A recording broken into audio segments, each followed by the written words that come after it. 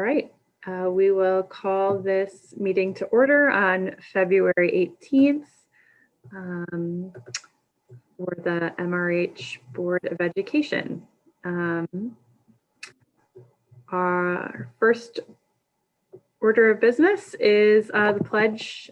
I'll lead us in that. I pledge allegiance to the flag of the United States of America and to the republic for which it stands, one nation, under God, indivisible, with liberty and justice for all. All right, Kat, do we have any community members for public forum? We did have one person sign up for public forum, but they are not present in the meeting at this moment in time. All right. Our policies state that we'll make time in the meeting for folks who are present. We are going to make public comment available for folks to show up in person at meetings moving forward that we do virtually, and would remind community members that they are always welcome to email school board members or members of the administration with questions and concerns. With that individual not present, we will move on. Roxana wanted to make note of Board Recognition Week, so I'll let her do that. So this is School Board Recognition Week, and I wanted to take a moment in the meeting. I've attached the proclamation, and I won't read all the whereases, but in this really hard year, I wanted to thank each of you. We know that school board members truly are public servants, that there really isn't anything in this in terms of your self-interest, and a whole lot at stake in terms of our community and our children. This has been a really hard year to be a board member, so thank you for hanging in there with us, and thank you for being super supportive of everything that we're doing. We appreciate you.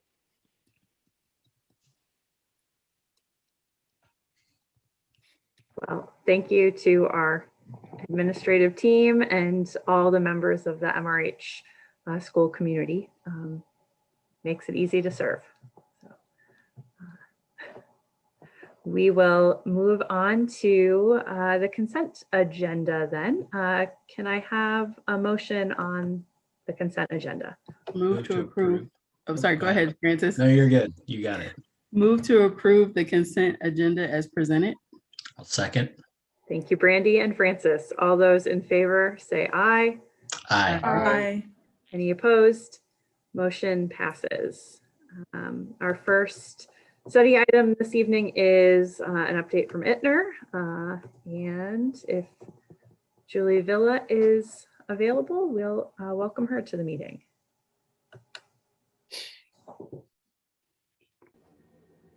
Hi. Hello, Julie. All right, let me share my screen. Okay. Thanks to everybody for joining us tonight. I have a quick update, and then I think the plan is to have a longer meeting later in March with the board to fill you all in on some details, but I have my high-level review here. We are nearing the end of construction documentation, so the STAR inches along, and we're getting close to the end of the design phase.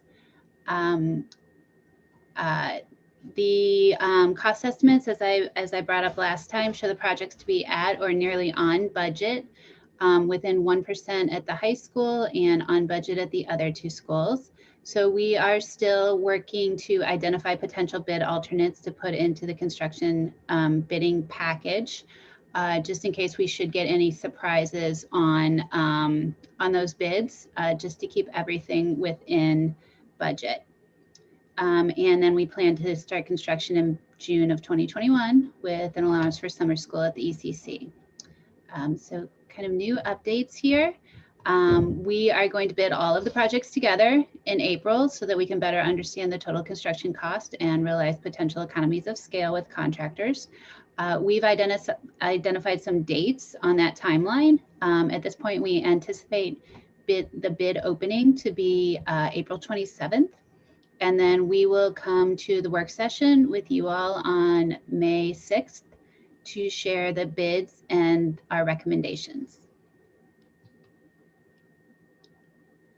As far as municipal and jurisdictional coordination, we are still working through the approval process for MSD at the middle school and high school. They have approved the plans at the elementary and the ECC. So we're working to address some of their concerns on the initial submittal. We went back to talk to the Maplewood Design and Review Board for the second time last week for the middle school and high school scope of work, and they granted approval on what they saw at that meeting. Contingent on some landscaping, we need to show what we intend to do as far as landscaping around the base of the cafeteria. They had some concerns with the materials at the very bottom of the cafeteria, but basically it will not be very visible. We just need to show them that before a final determination on that material is made. And then we will need to go back again later with our final design, our final signage design, which would typically be kind of a separate at the end of the process review anyway. We've submitted for address changes, and those have been completed, and the district will roll those out with all of the necessary people, updating paperwork and things like that in the summer. So a couple of quick design updates, and then again, I think we are planning to talk to you more in depth in a couple of weeks.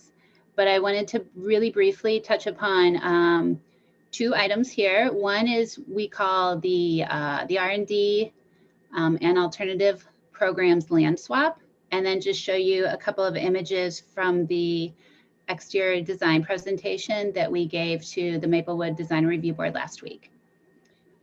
So I think I've talked to you all about the various kind of outsiders that we had review our work during this process. One of them was our construction management team out of one of our Illinois offices, who came down, toured the building, asked a lot of questions, and then put together a cost estimate that was separate from the cost estimate we were doing internally, as well as separate from the cost estimate that we had a third party do. So they asked a lot of questions, and it's always really great to have kind of another set of eyes on things. They hadn't been through this process with us. They didn't know you all. They didn't know how we landed on a lot of the decisions that we made. And so they could look at it from a really fresh perspective and ask a lot of questions. One of the things that they asked was, are you sure about moving the library out of its existing location? And that got us thinking. They asked a whole lot of other questions, most of which we had simple and quick answers to. This is how we ended up where we were, and this is why, and we're not going backwards on this. But this one really got us thinking, and so we did some sketches to show what it would look like to leave the R&D in its existing location and locate the alternative programs on the upper floor of the new addition, which is where we had planned to move the library. Long story short, it was a very large cost savings, and it was also very well received by all of the parties involved to make renovations to the existing library to incorporate the spaces that we were going to put into the new construction, into the library and the new construction, as well as then locate alternative programs on the upper floor of the new addition. So that kind of explains what we're calling the land swap, just really quickly. Very comparable in size. We had thoughts on how we were going to address things like light and sound in the existing library volume to create smaller boxes out of it, but it wasn't easy, and it was not inexpensive. So this really ended up to be a really great solution that everybody is really happy with. So just big picture, looking at what had been the new library on the upper floor of the addition as the alternative programs, we've managed to maintain all of the major program elements that we would have had in the other space, including a separate exterior entry, which was really important to them, and worked out separation between circulation, other uses up there, and other things like that that were also really important to them. So this is what we are proceeding with as far as the layout of the alternative programs on that upper floor. And then in the R&D and the Media Center, we're kind of flip-flopping the layout now, reducing some of the shelving, and then creating all of those spaces that we intended to put into the library when we were going to locate it in the new addition, including the maker project space, a gaming area, the big presentation space for the board meetings when you all get back in person, the kind of nooks and the small group gathering spaces that the librarian was really interested in implementing. It's going to seem like a new space. It's going to aesthetically look different, but it's a really great volume to use as this function. And again, we save a substantial amount of money by moving forward and leaving it in this location. And here are some renderings of the exterior from our most recent design review board meeting. We are not finalized on this signage up here, this big MRH, but we're thinking something, it's probably not going to end up exactly like this, but that's a great location for that kind of big monumental signage. We're looking here at the middle school entry on the left. For a number of reasons that we'll get into when we talk to you all at the work session. Because of the floor differences really between the two entries, we're not connecting with a canopy all the way across anymore. It also doesn't really make sense. It's not serving the people on the street, and was pretty awkward in the courtyard space beyond. But this retaining wall and this signage, as well as the canopies kind of poking out into that volume, we think really unifies this side of the building, which is what we were trying to accomplish with that canopy anyway. So this is the high school entry over on the right. The courtyard can be accessed from stairs and ramp on the middle school side, stairs on the high school side, and then also a ramp down along the front of the high school entry to kind of a intermediate location. And then you step down farther into the courtyard. I have another image of that in a second. Here's the separate alternative programs entry, and then the gym volume on the far right. And then this is a view from the courtyard looking out. So that signage piece, one of the neat things about it is that it can continue on the inside of that retaining wall. And then you have this intermediate landing space that can also act as a seating area for people during concerts and presentations in the courtyard. And then this is the ramping down on the middle school entry side.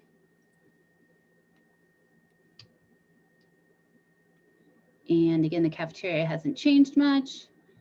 So I will leave you on this one. Any questions or comments? Again, we'll go much more in detail at the meeting that we have in a couple of weeks. I had one real quick question. I think that the separated canopy is actually aesthetically much more pleasing myself. But what are our security trade-offs? As I recall, one of the reasons we wanted the unified canopy was to enhance the security of the building. No, we'll still have gates at all of the locations where you would be able to get down into the courtyard. So we haven't lost anything because of the canopy redesign at all in that regards. And we can look at the function and where each of those are located more. I'll have a better site plan when we talk again in a couple of weeks, and we can look at that in more detail. But all of the ways in will be able to be secured.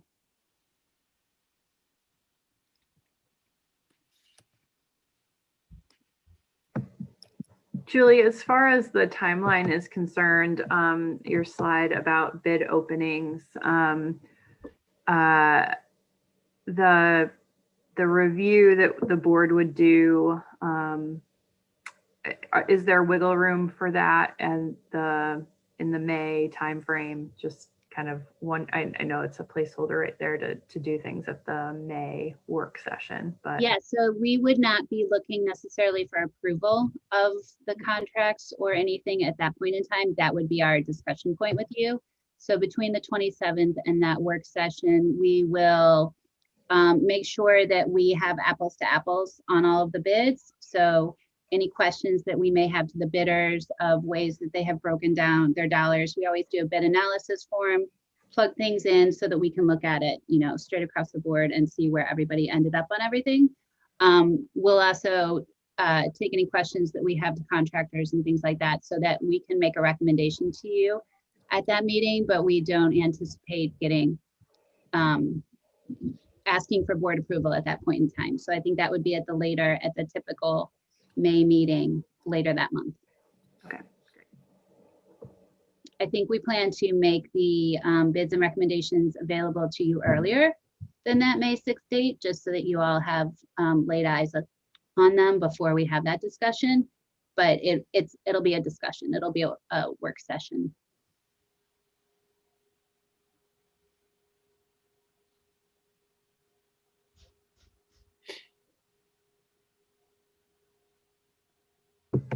All right, well, hearing no other questions, thank you, Julie, for joining us, and we will speak more in depth at a work session soon. All right. Thank you very much. Everybody have a good evening. Our next agenda item is our summer school proposal. Assistant Principal Flores. So Josh Flores is here. Chris will let him in, but Josh has been working really hard, thinking ahead to summer and trying to determine how we best schedule some summer programming for our students. Good evening, everybody. Let me share my screen.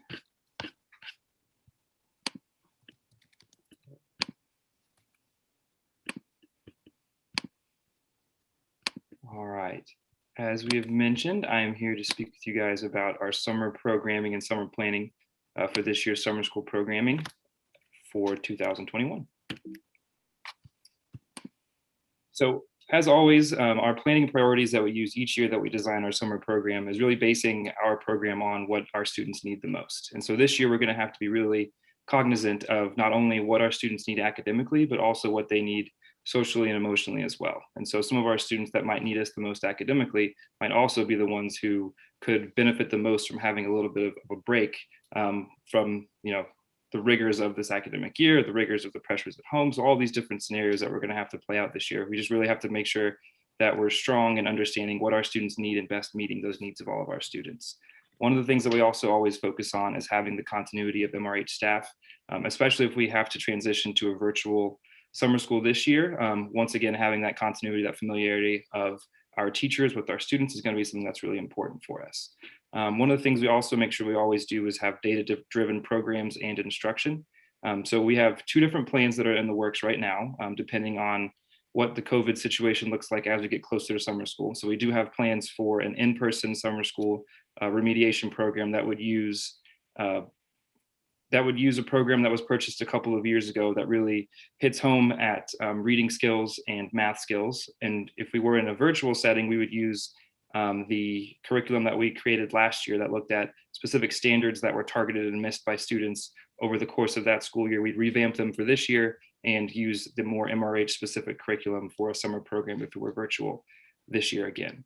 One of the things we always want to be careful of is having our student attendance really meeting the needs of all of our students. So if we could increase student attendance, that would be something that we would like to do.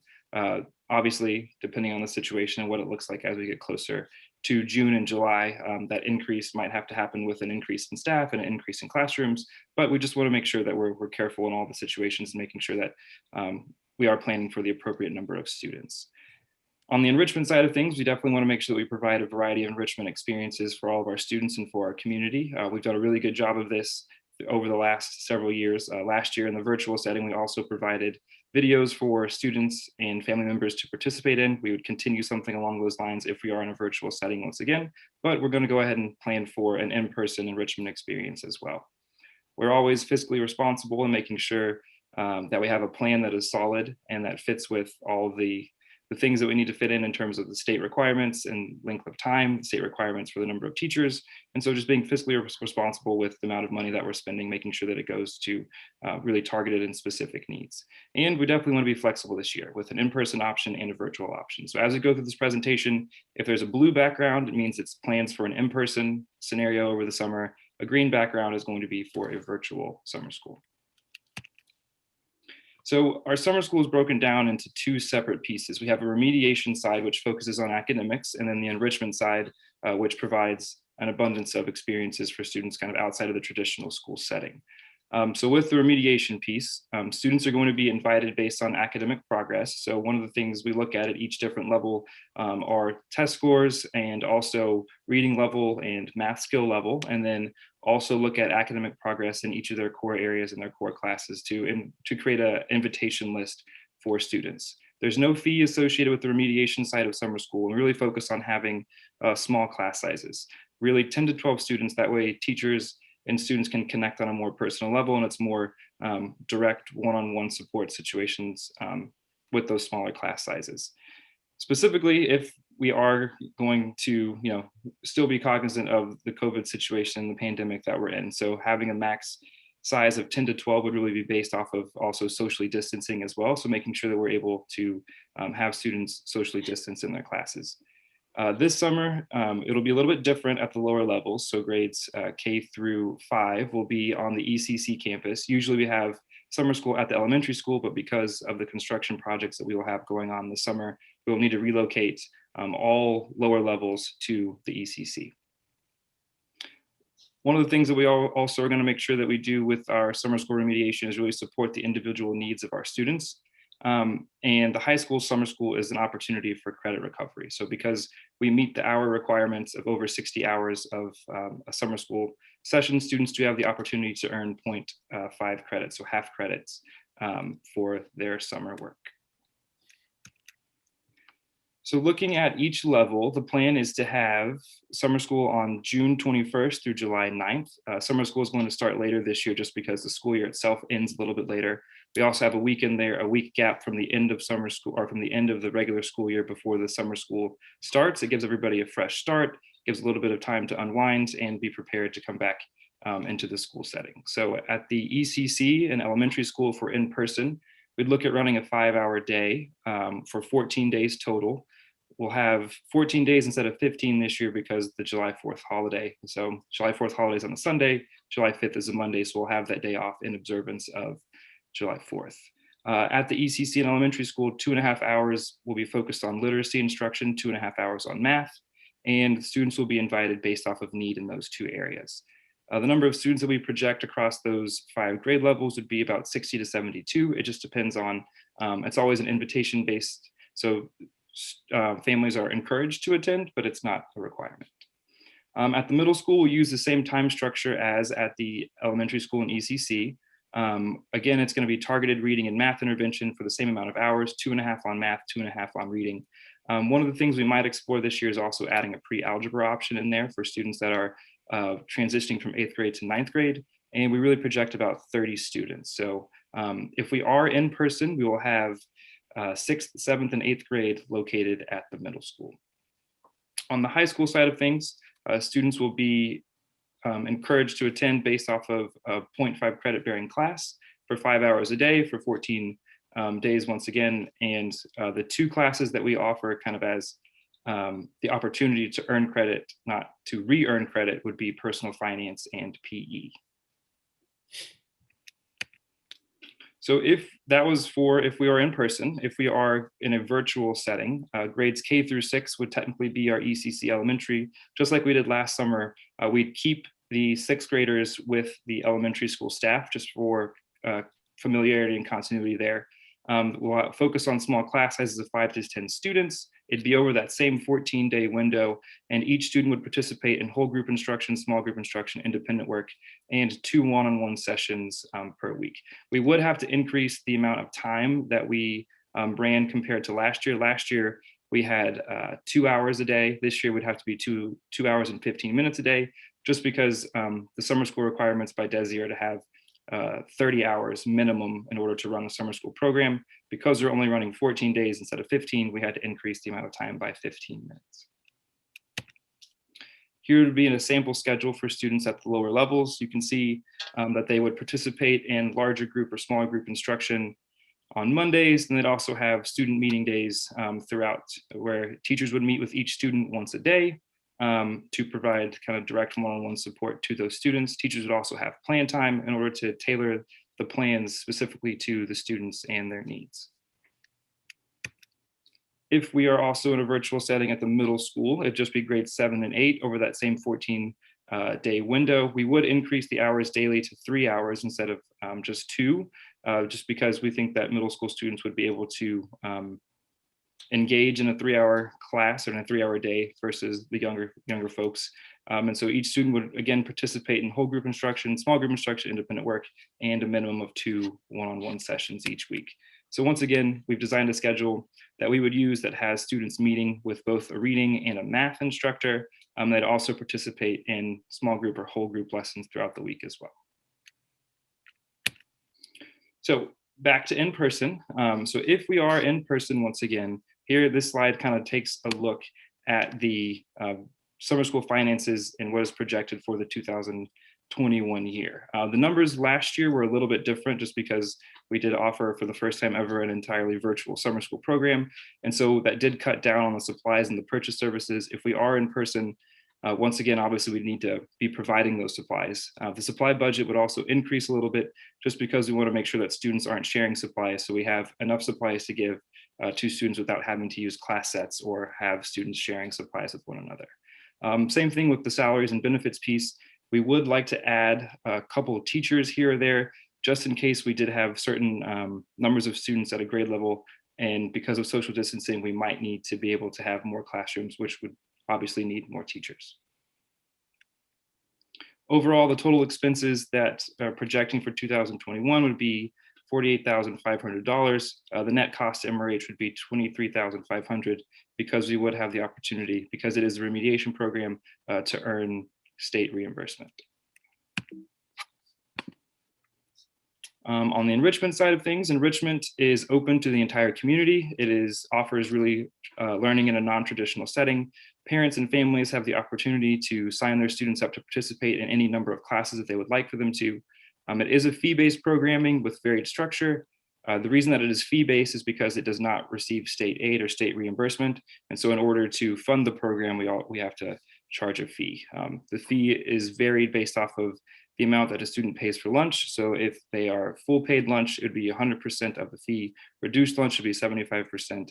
And if they are a free lunch student, they would pay 50% of the enrichment fee. So the programming fees are based off of the type of session that a student signs up for. Our AM sessions run for a longer amount of time. They run for 5 hours. And so that 5-hour session is $75 per week. The afternoon classes run for 2.5 hours. And so those are $37.50 per week. The desired enrollment for each of our summer school enrichment sessions is really 10 to 30 students. It just depends on the number of students that we have sign up for those courses, if we're going to actually be able to offer them. For budgeting purposes, I did include a middle school field study in our budget. Obviously, again, we're not planning on running a field study right now just because of COVID. We want to be as safe as we possibly can and keep students on campus versus out in the field exploring. But I did, for budget purposes, go ahead and add this there as well. So in the past, here are examples of potential enrichment offerings that we have ran, that we have had. This year, as I've sent out communications with teachers, encouraging them to sign up and be creative and really offer as many experiences that they would like to for students, I've asked them to also focus on creating classes that could be on campus and on campus only. So on this slide, you will see a couple like zoo exploration or museum explorers or parks and rec. I've asked them if they would like to run a program like this to just go ahead and be prepared to run it in a virtual setting. So setting up a virtual zoo exploration, a virtual museum exhibits. So you could still participate in the same type of content, just do so differently in a virtual setting, just because we don't want our students outside of campus exploring other parts of the community. So on the enrichment side of things, obviously last year was very different. We didn't hold our traditional enrichment offerings like we have in the past. And so we really didn't spend nearly as much money as we have in the past. But for budgeting purposes, once again, for 2021, if we do run an in-person enrichment session, we would have to increase the salaries and benefits, the purchase services, and the supplies there as well. So the total expenses, we're looking at about $34,000, but with the fee-based structure, the net cost to MRH would probably be around $14,000 or so. So our current teacher interest, I checked this morning and we have 14 sessions so far, of 14 sessions that teachers are interested in hosting. At the remediation side of things, we do have quite a few teachers that are interested at the K through 12 level, the 3 through 6 level, and the 7th through 8th level. We are still looking for a few teachers at the high school level, but for the most part, we do have enough teachers to fully staff an in-person summer school this summer. So I will open it up for any questions. Thank you, Josh. I do have a question about the fees for the enrichment classes. Yes. For students that receive free lunch. I know that there's a scale for that, but it seems like 50% may still be cost prohibitive. Do you know if there's anything that is done to address that issue should that come up? Sure. In the past, I know that we have explored options for scholarship opportunities. And so if families do find themselves in a situation where the fee is a little bit too much, please just encourage them to reach out to me when the signups do come out, and when families are looking at signing up, just please reach out to me and we can obviously try to look into the situation and find scholarship opportunities for families to still be able to participate. Okay. Mosaic Services has helped us in the past, and so we've got some go-to sources where we can address that. Okay, and then Josh, do you all communicate that as well? Like when this information goes out, do you say if you're in need of a scholarship, you can apply? Yes. Okay. Yes, All I right. believe so. We haven't sent any communication out, and this will be my first year sending out these communications because last year I didn't get the opportunity to. Everything was set, ready to go, and then obviously it didn't end up happening the way we planned it to. But yes, that will be all delivered once we're ready to provide the messaging, and once we have kind of the full list of what courses we're going to offer, how we're going to offer them, where they're going to be held, we'll give that information to families as well. Okay, thank you. You're welcome. Joshua, I have a question as well. Yes. With the pandemic and how it's affected our families, have we figured out a way to incorporate something, whether it's into the enrichment area or into the summer school area, to help with those kiddos that have really struggled with virtual learning or with the gaps that have been created?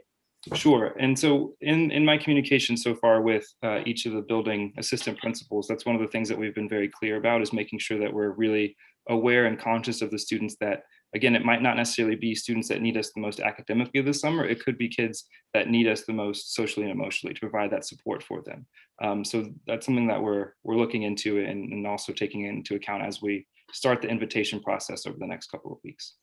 And I could just jump in here. I was going to add this at the end of his presentation, but based on your question, this is probably a good time. So this is our traditional summer school that we run. Obviously, for the very reason you mentioned, Brandy, we want to have it on site because we know a lot of these students really need that one-on-one in small group, which is what we're able to do.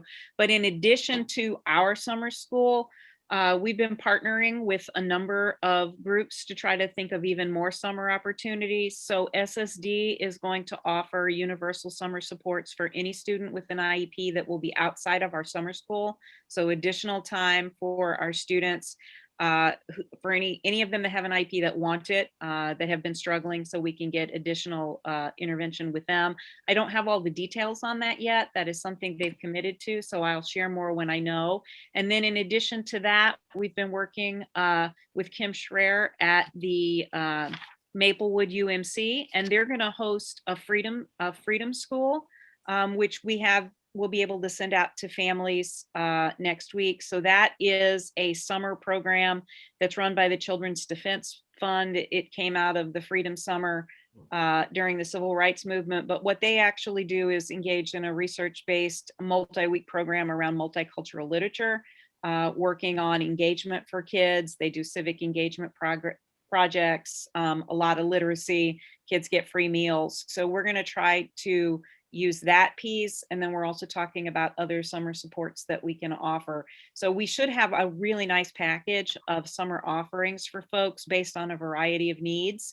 We know this summer more than any other, kids are going to need them. And we also know for some families, they're going to want to just unplug and be a family. So we're going to be working really hard between now and then to gather as much information as we can and provide as many choices as we can so that folks can find the right fit for them. So hopefully that will help.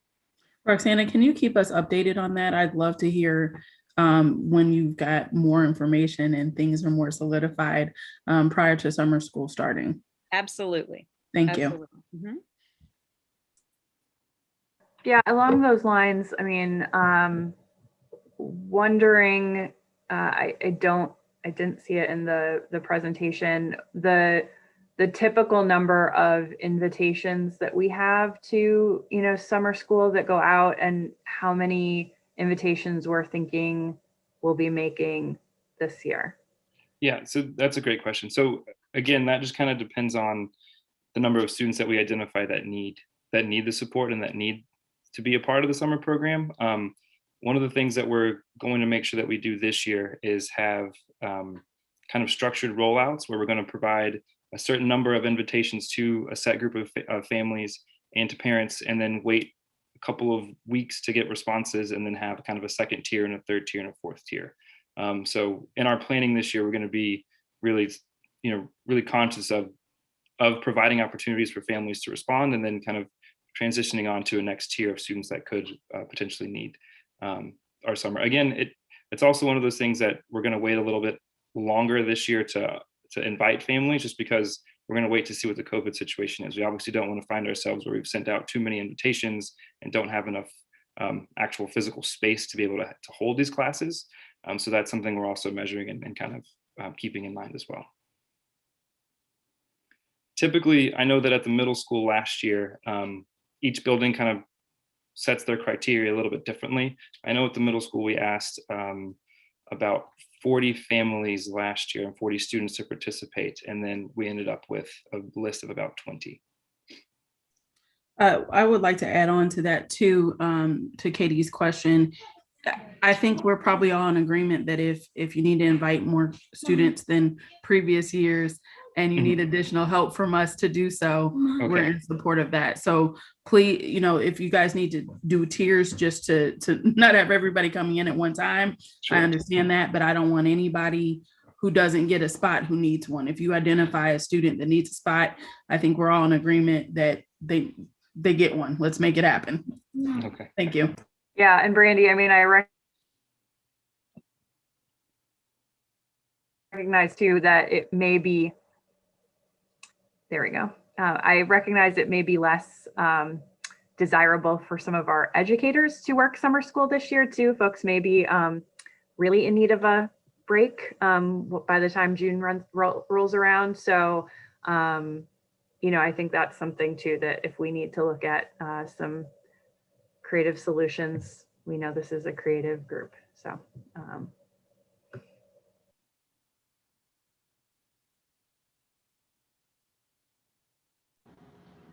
Thank you, Josh. All right, thank you, everybody. we will move on then to E-rate update. Mr. James Gardner.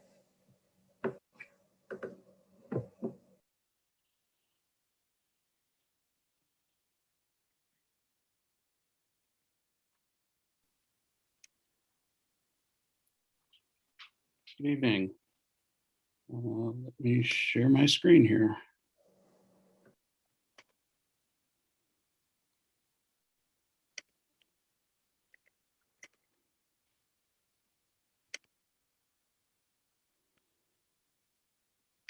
Well, I won't read back the standard Wikipedia definition that I lead with every year with E-rate. This is year 14 and by my count of the presentation.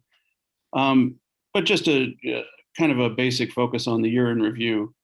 Obviously, the age of COVID has generated a lot of interest in the funds that are available through E-rate, not the least of which, since the intent is to focus on the last mile, whether that's Wi-Fi within the building or a higher speed internet connection to the building. That's certainly the case this year, and that's where a lot of the focus is, both service-wise and going forward. This is the first of a new 5-year cycle funding-wise for everybody, which changes the dynamic a little bit for some reasons I'll get into in just a second.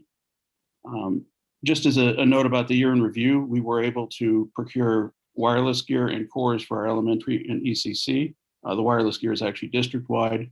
That does accommodate all of our construction needs upcoming. So in a sense, we overbought a little bit, not much, but enough to accommodate the new construction and the expansion. Those cores and Wi-Fi gear have not yet been deployed simply because, well, there's been a focus on other things this year. So we are looking forward to putting that into a good project plan for this summer. As part of the new year, the types of services that we will be renewing or asking for, our internet connection to the main campus is up this year. It was on a 3-year contract. We'll be upping the speed request on that, honestly, to accommodate additional demand. We're still a little bit under 50% all the way through the day, but it's the type of thing where you just, for obvious reasons, you don't want to be short on it.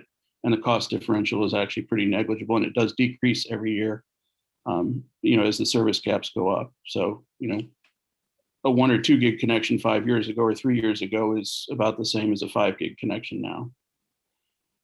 We have accommodated for the new non-instructional facility site for the central office move. That will be an entity declared in E-rate on our 470 this year. We are looking also at the aging of the New Visions and Student Success Center sites, which are currently wired in, but which will no longer be required, but that won't be fiscal 21, that'll be fiscal 22 by my current understanding of the construction plan. We will be looking for a new high school core, which is now 4 years old, and the closet batteries for the satellite closets in the high school, including, of course, the ones to be built. As a tangential benefit, we hope to dovetail some of the wiring cost of the construction into E-rate, both for fiscal 21 and fiscal 22, judging by the construction contracts. Obviously, we'll have to work hand in hand with Itner over how the cost allocation and billing goes to make sure that we can actually do that in a logical, meaningful way. Specifically, the changes this year with respect to the new 5-year plan is the biggest one is how the funds are being allocated for the category 2 services, which are the switches, the routers, the batteries, the cores. Some of the cost allocation is now at a district level instead of a building level, which works out actually considerably better for us because depending on where our enrollment is, what the National Student Lunch Program data is, it gives us the flexibility of allocating that money kind of where we need it to go, and also allows us to reallocate equipment. Say, if we have a switch that's aging out 2 or 3 years old, but it still has 3 or 4 years of life cycle, we can move it around and move equipment as we see fit, as long as they point out, as long as your asset tagging is good. So, let's see. I think that is about it. The number of 235,000 is, of course, a 5-year number, which translates to a little under $50,000 a year. We can divide that however we need to. I mean, for the wiring and some of the stuff up front, we'll probably need that in years 1 and 2. By the time year 5 rolls around, we'll be looking for new wireless gear. Just the nature of what it is. Are there any questions?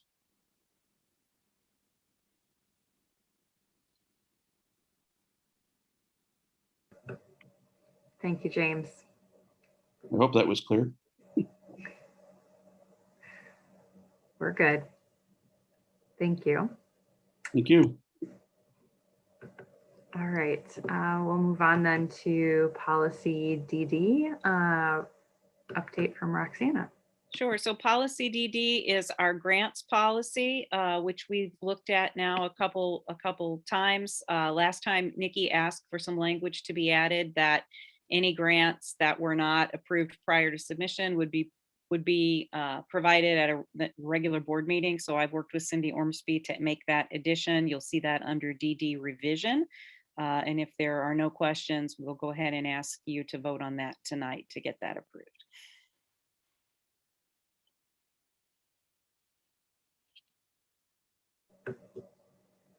Any questions? All right, we will move on then to the sports update.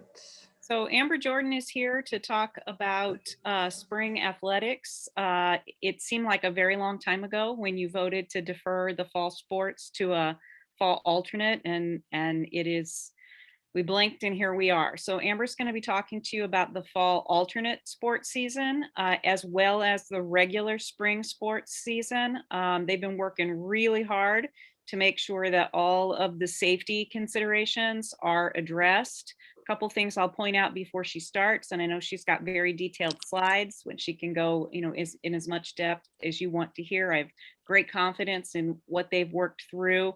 All of the sports that you'll hear tonight, with the exception of volleyball, are going to be played outdoors. All of them are in the moderate risk category, so there are no high risk sports that are in this flow. And even volleyball, which is the one that's indoors, there is no contact between opposing teams. So we feel very confident about this package, and I'll let her explain all that to you, and then we'd be happy to answer any questions that you might have. Good evening. Thank you all for having me back with us again. With the exception of cross country, it's been since February 22nd since we've had any other athletic competition of last year. And then the spring sport athletes have not had a competition since May of 2019. So that means these seniors haven't been allowed to play in their sport since their sophomore year. And this isn't anything new, and you all know this as well as I do, but organized sports help to develop youth that have less emotional and mental health problems than their peers, and it helps youth to develop psychosocially and help to form their social identity. The sports that will take place this spring, we had our fall sports that we deferred to the fall alternate season. So that would be boys soccer, softball, and volleyball. We have a condensed season for that as a conference. We decided to not go into the full season, so we made a condensed season. So they would actually begin practices next Monday, and their last season game would be April 9th. These sports would not have district or state playoff meets. We would possibly have a conference tournament. And with the tournament now, with the new guidelines that are not in the slide, however, because they just came out Tuesday, the 16th, tournaments would be played by the new guidelines, where it's just one team versus the other team. The whole facility would clear out, and then two other teams could possibly come into play for that tournament, but there would be no crossover of multiple teams being at the same site at the same time. And then our spring sports would be baseball, girls soccer, golf, and track and field. We are going to try to run these traditionally. There will be a couple things I'll point out as we get to the different sports, but they would start March 1st and go through June 5th. And here are some schedules and game day procedures for our fall alternate sports. We'll continue to do all the guidelines set previous for practices. Our coaches and our athletes have done a wonderful job with our practices and following the protocols we set place. So I have the utmost confidence that they are going to continue to do so. And we've had no incidences so far by all their diligence and hard work at keeping our kids and our staff safe. Masks would be worn at all times. I do have an asterisk there for track. And I also want to put in that the new guidelines that were set forth Tuesday also said that all indoor sports would continue with masks. However, outdoor sports, if they're in a vigorous physical activity, that they could remove the mask during that point and then put it back on when they were not involved in that activity. And coaches in all aspects would always have their masks on. So that was just new guidelines that came out on Tuesday. Temperature checks would be taken by all coaches. Social distancing would be maintained. We would not make locker rooms available. So any player that would come would need to be dressed prior to. Restrooms would be limited to emergency use so that we wouldn't have to worry about multiple people being in the restroom at a time. And then essential personnel and attendance only. And I'll get into that as we get into the different sports also. There would be no shared water, social distancing, additional signage for that. We already have a lot up at the school, just being back at school, but going and walking through that space and making sure that there's signage and that mask mandates are posted for each facility site. Players would use hand sanitizer prior to, during, and after contest. And coaches would be in charge of making sure that our players were sanitizing as much as possible throughout the contest. Only players that are central to that game would be allowed. So if we had a JV and a varsity team, but only varsity would play, only the varsity players would attend. So we wouldn't have additional personnel at the game that weren't needed for that specific game. And then I want to make very clear that if we are allowed to play, that at any time our staff, our coaches feel that it's unsafe, we can cancel that contest. We're not at a win or die at all costs mentality at all with our staff. So we want to make sure that our staff and students' safety comes first. And I think that that has played out this entire year. And so that if any time that we feel that it's unsafe for our students or our staff, that we would just suspend that contest. Boys soccer, so these are some more specific sport things. They would begin again doing that 2/22 start date, and then their games would start in March and go all the way till April 9th. If you notice, all the schools that were playing for these fall alternate sports, most of them are either within our conference or within our area. So in this specific instance, Metro is the only school on here that is not in our conference, but they are still within our general vicinity. So every other game played would be a conference game. And then game day procedures. Again, wearing masks at all times, maintaining that social distancing, sanitizing constantly, and having teams enter from different places. So the away team would actually enter from the tennis court side and occupy benches set up on that side of the field, where the home team would enter from our school entrance side and have benches placed on that side of the field. Usually the benches are both on the same side, but to help with social distancing, to have the benches on opposite sides of the field. And for this goes for all of our sports, any pregame coin toss or meeting, it would only be one player from each team, one coach, and then the two officials. And of course, social distancing, mask worn, and no handshakes at that time. And for soccer specifically, teams would warm up at opposite ends and keeping that middle third of the field open. Again, no sharing of water bottles, players coming dressed to the field. During the contest, I think it's important to note that the coaches will be sanitizing the balls prior to the game and during the game at halftime. And also that we would have multiple balls, 5 balls in the field of play. That way, to kind of limit the touch on one ball, we'd have multiple balls that we could use throughout the play of the game. After the game, there'd be no handshakes. And again, this is for all of these sports. There would be just a wave or a clap towards the other team's bench. And then the away team would exit the way they came and the home team would exit the same way that they came.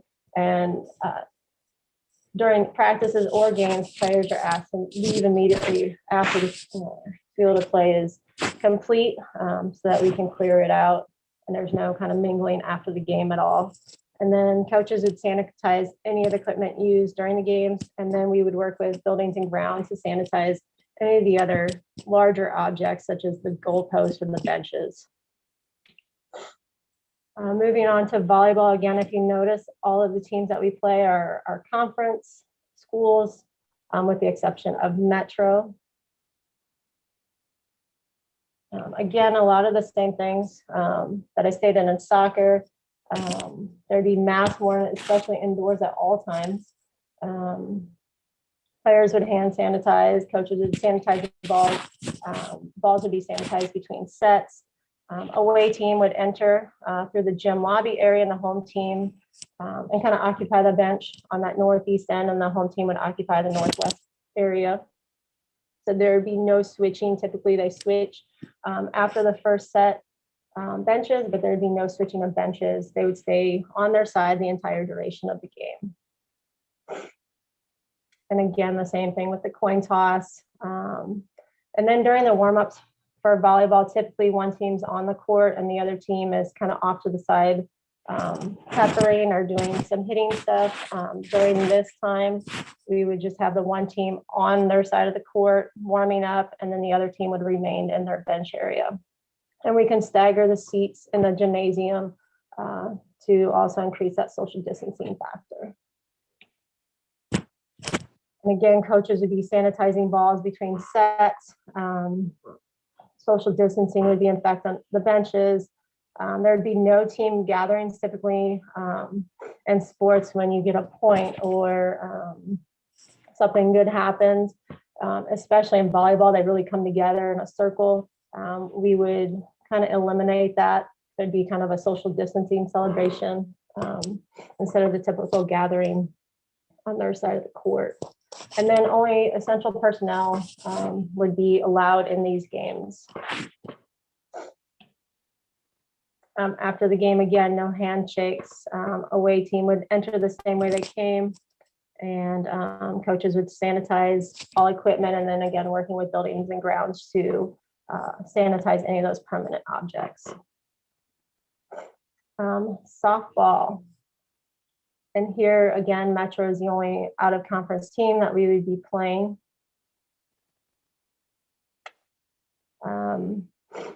I'll just skip to some of the things that may be a little bit different. In softball, there would be no sharing of gloves, helmets, or catcher's equipment.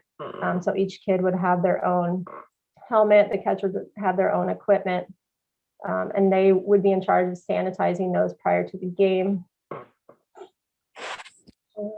One team would warm up at a time, the other team would not occupy the same field. The one thing I do want to note, since softball and baseball are held at city parks, we can't necessarily shut down the park, but we can kind of cut off the surrounding area, so the bleachers and the benches could be blocked off so that there would be no spectators within the vicinity of the actual playing field. And then again, between innings, sanitizing game balls and using different game balls for each pitcher. And then using as much of that bench space as we can, as long as they're protected by the fence still, spreading our teams out as much as possible. After the game, again, we would let the away team exit the parking lot area, and then the home teams would exit after the away team is left, so there's no mingling or interaction. And then working with the city to help maybe sanitize the fences and the benches after that game. Any questions so far? I have a couple questions, Amber. So when we are the actual away team, when we're going to other schools, will they be following these same protocols? Or are we kind of hoping they will? Would be in discussion prior to even going there to make sure that they're following the same protocols we are, and that would be in the event if they're not doing something that we don't feel comfortable with, and we would just cancel that contest. Okay. My other question is with the masks. I know you said that we will make that mandatory, but you indicated that there may be some new, or there has been some new guidance coming down about that. Are we going to still be requiring masks and requiring opposing teams to also still wear them? I believe that we should, yes.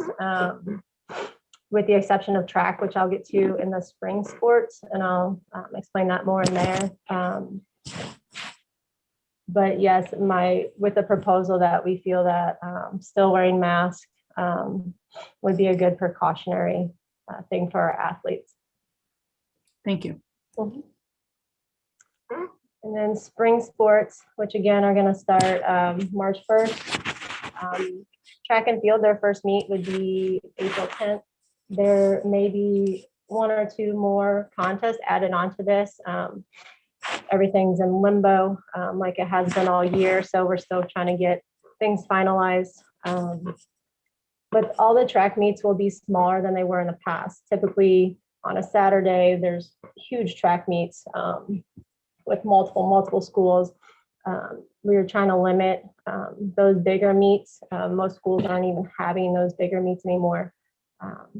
And even with districts and sectionals, those have been cut down to the number of teams that are in each venue.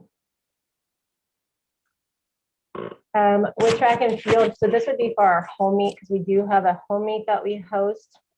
We would set up different areas for teams to enter prior to the meet, so that not everybody would be entering the same location. And then there would be hand sanitizing stations and plenty of signage. For this one, we would have a bathroom attendant, just because there would be multiple teams there. We would be kind of in charge of allowing the 2-person maximum in the restroom at a time, and then sanitizing that throughout the meet. However, only essential personnel would be allowed to attend. So at this time, we're asking that no spectators are at any of our contests. And we are working with our tech department and with a couple of other of our staff members on how we can stream all of these games so that parents and fans can still watch. In track, they'll be masks will be worn at all times except for during the immediate competition, and that would be for the runners. I personally would hate to run an 800 2 times around the track with a mask on at full speed. So this would be the one exception of the mask rule that we were asking. And with the new guidelines, it does fit into those new guidelines. And then the track coaches did meet with other area suburban conference track coaches. Some of the things that they had talked about that are not set in stone, but they had talked about to kind of keep a even keel across the suburban area, not having teams commingle. Typically at a track meet, everybody would be intermingling and getting to know other people from other teams, but kind of keeping all the teams very separated. Having a section in the stands for each team, no tents. Usually there's tents set up, and kids are lounging around when they're not racing or in their event. No spectators. Athletes must wear masks at all times, including the warm-ups. Walking up to the line, they would remove it, do the race, and then they'd have to put it right back on for their cool down immediately after the race. We would have a scripted time for each event. And this would allow people, if I knew I was running at 4 o'clock and that was my only event, I could show up, run at 4, and then I could leave. So that would limit the number of people on the track at any given time. And then depending on numbers, we could also run one day of boys competition and one day of girls competition to kind of lessen the numbers that are on the track at a time.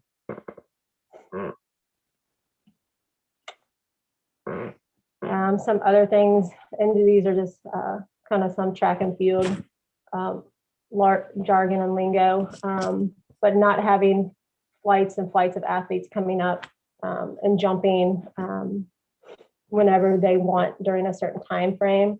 They would have like, you are jumping now, this is it, and then you move on. And then jumpers would wear their mask the whole time until they actually make their jump. No sharing of implements among teammates. So if I was a shot put thrower, I'd have my own shot put. And then we'd be sanitized. The students would be in charge of sanitizing their own equipment throughout the meet.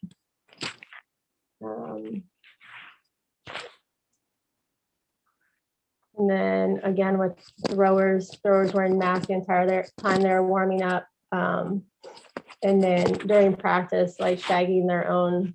So if I threw an object, I would go retrieve my own object, so not touching others' equipment. And then baseball, moving more into some of our more traditional spring sports. If you notice, this is more than just our conference schools. So there are contests on here from schools outside of just the St. Louis County region. However, in the guidelines now also, they have opened it up that as long as the other schools are following the same protocols that the St. Louis County region has set up, that we are allowed to travel outside the area to play contests. But I understood you to say if we call and they are not following protocol, we're not going. Yes.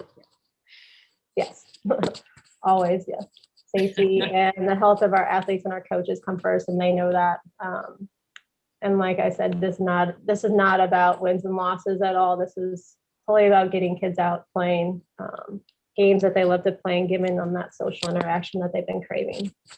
So does that include, Amber, like if we show up and see that even though they claim they were doing what we wanted them to do, we realize there's fans in the stands or there's too many people or whatever, can a coach make that call like on the spot?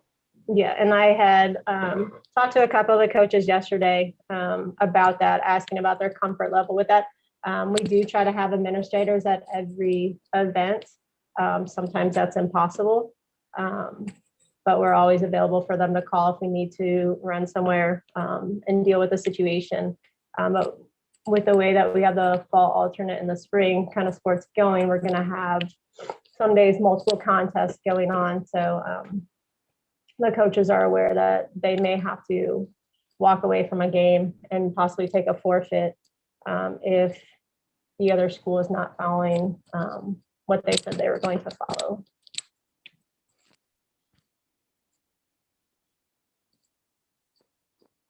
And back on baseball, they would follow the same guidelines for the game that softball would follow. And the same with girls soccer. Girls soccer would follow the same game day procedures that boys soccer followed. And again, these schedules are even more limited than we've had in the past. We've dropped some games to try and fit in everything that we would like to fit in the spring. Girls soccer, if you notice, games won't start till April 13th, mainly due to the sharing of athletes between volleyball and girls soccer. And so I'll get into some practice facility updates here in a couple of slides. And then golf, I do have some updates on matches. We are going to have about 7 matches and then playoffs. So we added a few matches since this slide was made. And with golf procedures, hopefully the golf one's a no-brainer. They're never really sharing equipment or social mingling. So it's a really easy way to social distance playing the game of golf. Masks would be worn at all times, and only the athlete would touch their own equipment. For practices, due to the large number of sports going on between the alternate and the spring,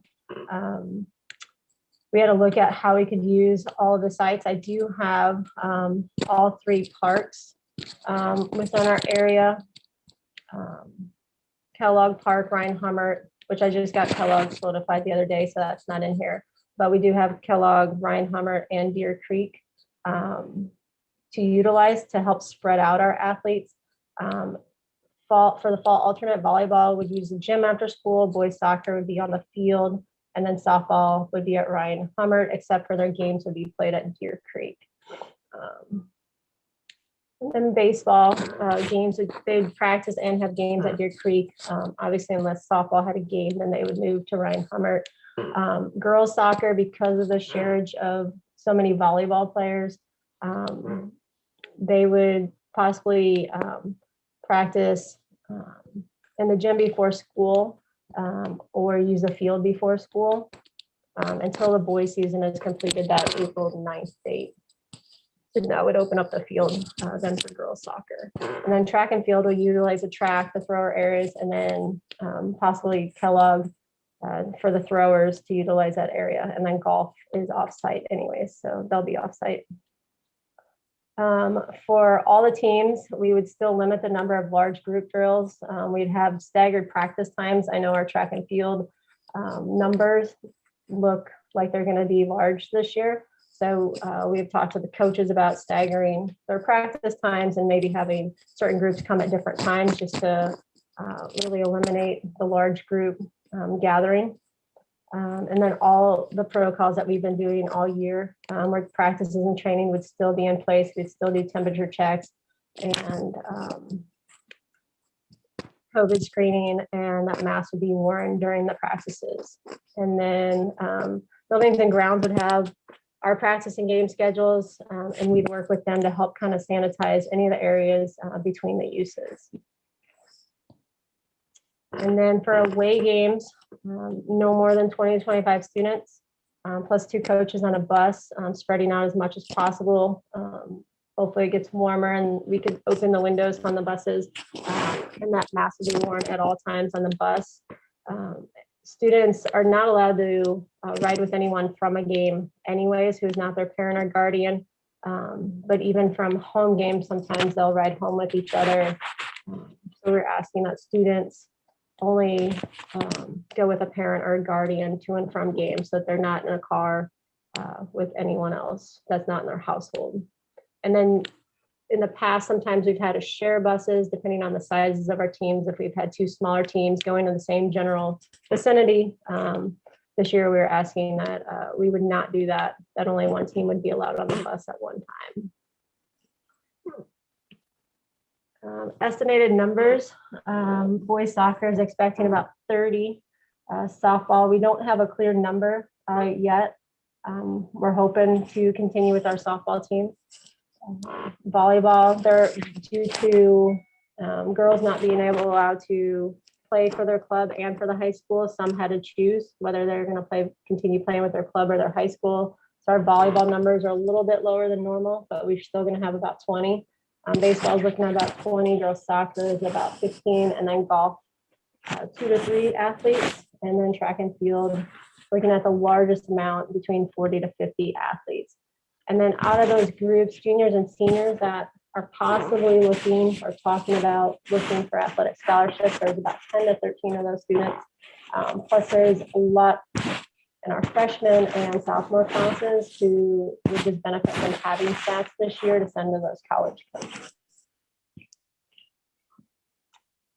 And before I get to questions, I just want to say that I know that the staff,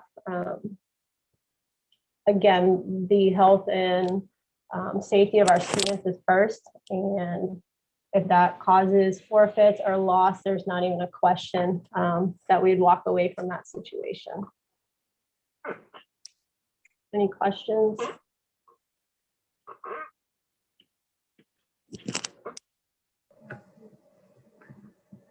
So again, for context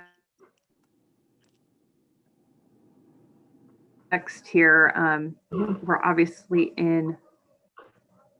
apologize for very spotty internet this evening. We're in between 2 seasons here, obviously with the decision to explore the fall alternate, as well as the possibility of spring sports. So I know this is a lot of information. This evening, we are not actually voting on this. We will vote on it at a work session. So this is an opportunity to get additional information, clarify questions. Obviously, things have even changed this week, which again, appreciate Amber, you staying on top of the guidance from the county, but always our own internal protocols are going to have to trump whatever, we need to do to keep kids. And I don't know if you could say a little bit more. I know you have the first there at the end. I mean, are there concerns about not being able to field teams because of some of the potential overlap for students? I know we're a small but mighty of high school athletes, right? So some students who may have to choose between the fall or spring. I think we have it pretty set that a lot of these spring, with the exception of maybe a couple baseball games, and that was talked out already between the baseball and boys soccer coach and myself. Other than a couple overlaps with them, most of our contests for the spring don't start until after the fall alternate. That was by design, so they didn't really have to choose. If I play volleyball, my volleyball practices count towards my soccer practices, so I can just roll right into that next season. So I think for the most part, most of these kids won't have to choose. The only kids that have to choose are between their club and high school sport, just because Misha did not vote to kind of go through a bylaw that they have set. And some of these kids, because we did do the fall alternate choice, we'll just have to choose. But I still think that our numbers will be good to have most of these sport teams. We may not have a JV or a freshman team in some of the sports like we've had in the past, but we'll definitely have varsity for most of those sports. Well, Amber, I just want to commend you and the coaches, because I know that after you were here last, we met and addressed some of the concerns the board had, and you guys really dug in, I think, and went sport by sport and really came up with very thoughtful, everything from seating to entrance to if there's something you didn't think of, I don't know what it would be. So thank you so much for your hard work that you've done with the coaching staff. Yes, thank you so much for all of that detail, because it really does help us understand, or at least me understand and visualize what the plan is and what we have in place and how we're going to keep our kids safe. Thank you. Thank you. Hey, Amber, I want to thank you because I had a list of questions coming in this evening, even though I proofed the presentation. You answered even the additional ones that I have, and I'm a sports mom, so that's a lot. But I'm also thinking about a conversation we just had in one or two presentations ago about staffing. And, I don't think this board is going to shy away from providing you with more support to pull this off in a safe manner. And you're a one-man shop along with your coaches, and your coaches work really hard, and most of them are district employees, and those that aren't have full-time jobs but are fully committed to this. So I just want you to think about, and Roxana as well, what additional support you might need from us to make sure that staffing piece is in place. Okay. And that might also help them, in the decision-making process. Sure. Sorry, my kid just turned off my light on me.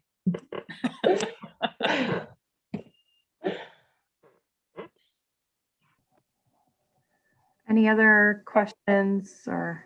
Just a comment, Amber, I really appreciate the detail. Basically what Brandy and Maria said. I just appreciate the detail. I have not been shy about letting you all know how concerned I am when it comes to like our students and our coaches and staff and sports. And with all the detail that was provided in your presentation, I can tell you I do not have concerns like I have voiced in the past. So thank you for that. Thank you. I also appreciate the opportunity to mull things over as well. So thank you.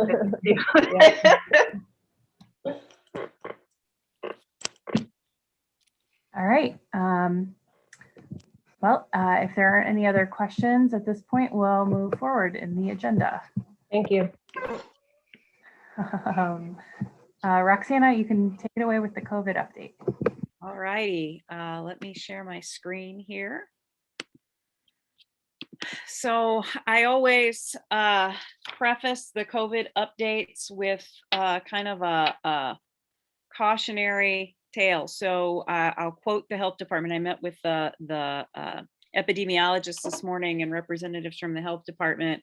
And so the news that I have to share with you is largely good news. We're continuing to see numbers drop, but I always want to add on to that, that while the numbers are much better than we've seen in a long time, they're still not where they need to be, right? So when we look at these numbers, in quoting the health department, the numbers are doing exactly what we want. They are dropping, but that does not mean it's time to let up the diligence. The community still needs to be very aware that masking and social distancing continues to be critical, that we believe that we're seeing a lot of the drops because of the safety protocols that are in place. And so we need to continue to practice them as we move forward. But when we look at these case rates, in the state of Missouri, they are down, and in St. Louis County, they are also down. We are having fewer and fewer cases per day, per week, and for that 14-day average. The transmission rate went up just slightly, but we're still under 1. Obviously, we'd like that transmission rate to go a lot lower, but anything under 1 means that COVID is receding regionally, so we'll take that. I think last week I reported a 0.95, so it's not a dramatic up, but it was up slightly even though cases were down. When we look at the new case rate, and this is some cause for, I don't know if celebration is the right word because the numbers are still high, but we crossed that threshold. I've been telling you for months and months, we want the 14-day per 100,000 average to be under 200, and we want that 7-day per 100,000 average to be under 99. And we crossed that threshold for the first time in a very, very, very long time this week. And so we hope that that number keeps going lower. I prepped this presentation on Tuesday, and as of today, the last 3 days since we had numbers are also much lower than this. So we hope that they continue to go that direction. Positivity rate is about as low as we've seen in a while as well. These are the number of folks that are getting tested and the percentage of those tests that are positive. Our zip code data for both Maplewood and Richmond Heights are down, fewer cases in each of those jurisdictions in the last week. When we look at the student numbers, the line chart you saw last time, it's the same one. We don't have an updated one. You can see that generally the numbers for children are decreasing. We did have a little bit of a fluctuation with the 10 to 14-year-olds across the county, but those numbers for St. Louis County tend to be in the orange zone, which is where we are with the general population currently. When we look at total positive cases within our school district boundaries, these are not necessarily Maplewood, Richmond Heights students per se. They could go to any attendance area, but they do live within our boundaries. We had 1 case in each of the age ranges in the last 7 days, 74 total since the pandemic started in March. Currently in MRH school district, we have 0 active cases. We have no staff and no students who have active cases. You can see the total case rate. And our quarantine, as of Tuesday, we had 3 staff members in quarantine due to exposure off campus, and we had 15 students that were currently in quarantine. And I'll remind the board, as I do every time, that quarantine is one of our layers of protection. Quarantine is actually one of the strategies we use to keep anything from transmitting on campus. And then the vaccine numbers. Currently, we have about 10% of population of the state has been vaccinated, has had at least 1 vaccine dose. Let me say it that way. They're not fully vaccinated. And in the county, we're at about 9% currently. I was on a call with the commissioner this morning, as well as a separate call with the health department. As you know, there has been some lag in getting vaccines and making vaccines available throughout the county. Right now, they are telling us that their best guess at this point in terms of when the teacher vaccination would start and that tier that would be activated is looking like it's going to be April at this point, which is much later than we had been led to believe earlier. So we are continuing to show our staff any and all available vaccinator sites. We have folks signed up. We have our school link where we've signed up through the county.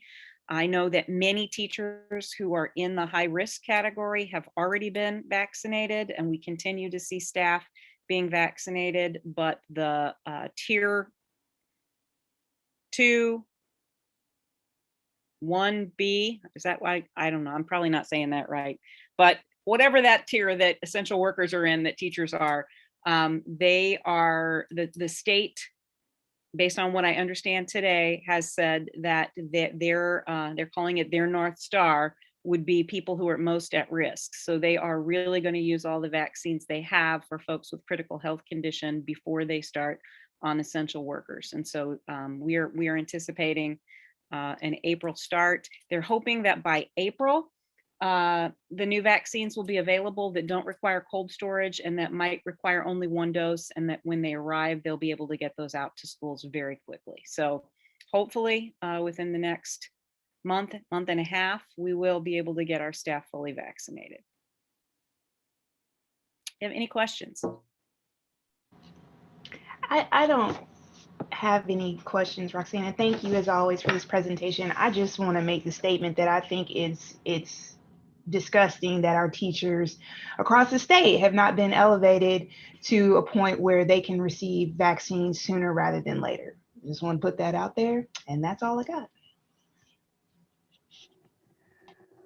Roxana, the question of, or the comment about vaccines does spur for me a question about, have we done or are we planning to do any education for staff on vaccines? I know, there has been some lag between folks who are eligible and folks who are actually choosing. And while I don't at this point think it's appropriate to coerce anyone into getting vaccinated, I think it's important that folks have opportunity to get factual information and to have questions or concerns addressed directly. And I think probably the best advice is talk to your healthcare professional, but are there things that we could be doing or are doing to just make sure folks can make the best choice for themselves? I see Ed nodding his head, but every Tuesday at 3:30, the cabinet does a town hall for any and all staff members that want to attend, and we record those sessions and make them available through the staff website. And a recurring topic that we talk about most every week is vaccines. Folks have been able to ask and get their questions answered. I have Dr. Newland, who is an epidemiologist at Washington University, on speed dial. I don't know how the man does it, but every time I text him, I get a call back within like 15 minutes. And so we've been able to get a lot of information from both Dr. Newland and Dr. Orscheln. I've been sending reminder emails to staff with vaccination facts and vaccination sites. So I feel like we have made those venues available to our staff. And as more vaccine becomes available, or new not varieties, that's the wrong word, new venues, that's what I was looking for. New venues become available, we've been sending that information out as well. Roxana, can we potentially post on our website information, some of those facts? I realize some are specific probably to staff, but those facts that would benefit our community as well, who may also have these questions and don't really know which way they want to go with regard to the vaccine. We certainly can. And if you all have any specific questions as well, like I said, I meet with the people who know every Thursday for about an hour. And the purpose of that meeting is so we can take our questions. We had a very robust conversation today, for example, about what the effects of these COVID variants may have on the vaccine efficacy. So, I'm getting a lot of really great information from the people who are in the know on a weekly basis. So if you guys have questions, certainly ask me. Send them to me. Don't ask me because I don't know the answers, but I can get to the person who does, and then we can certainly share that information district-wide. Thank you. I know definitely you just mentioned one of my top ones, which is, hey, is this effective against the new strands? And then also locations, like if somebody does want to go get vaccinated, a lot of people are like, well, where do I go? Where do I even start to start the process? So that would be helpful. Thank you, Roxanne. I think you've helped determine the topic of my next weekly message. So I know what I'll be writing tomorrow. Glad to be of service.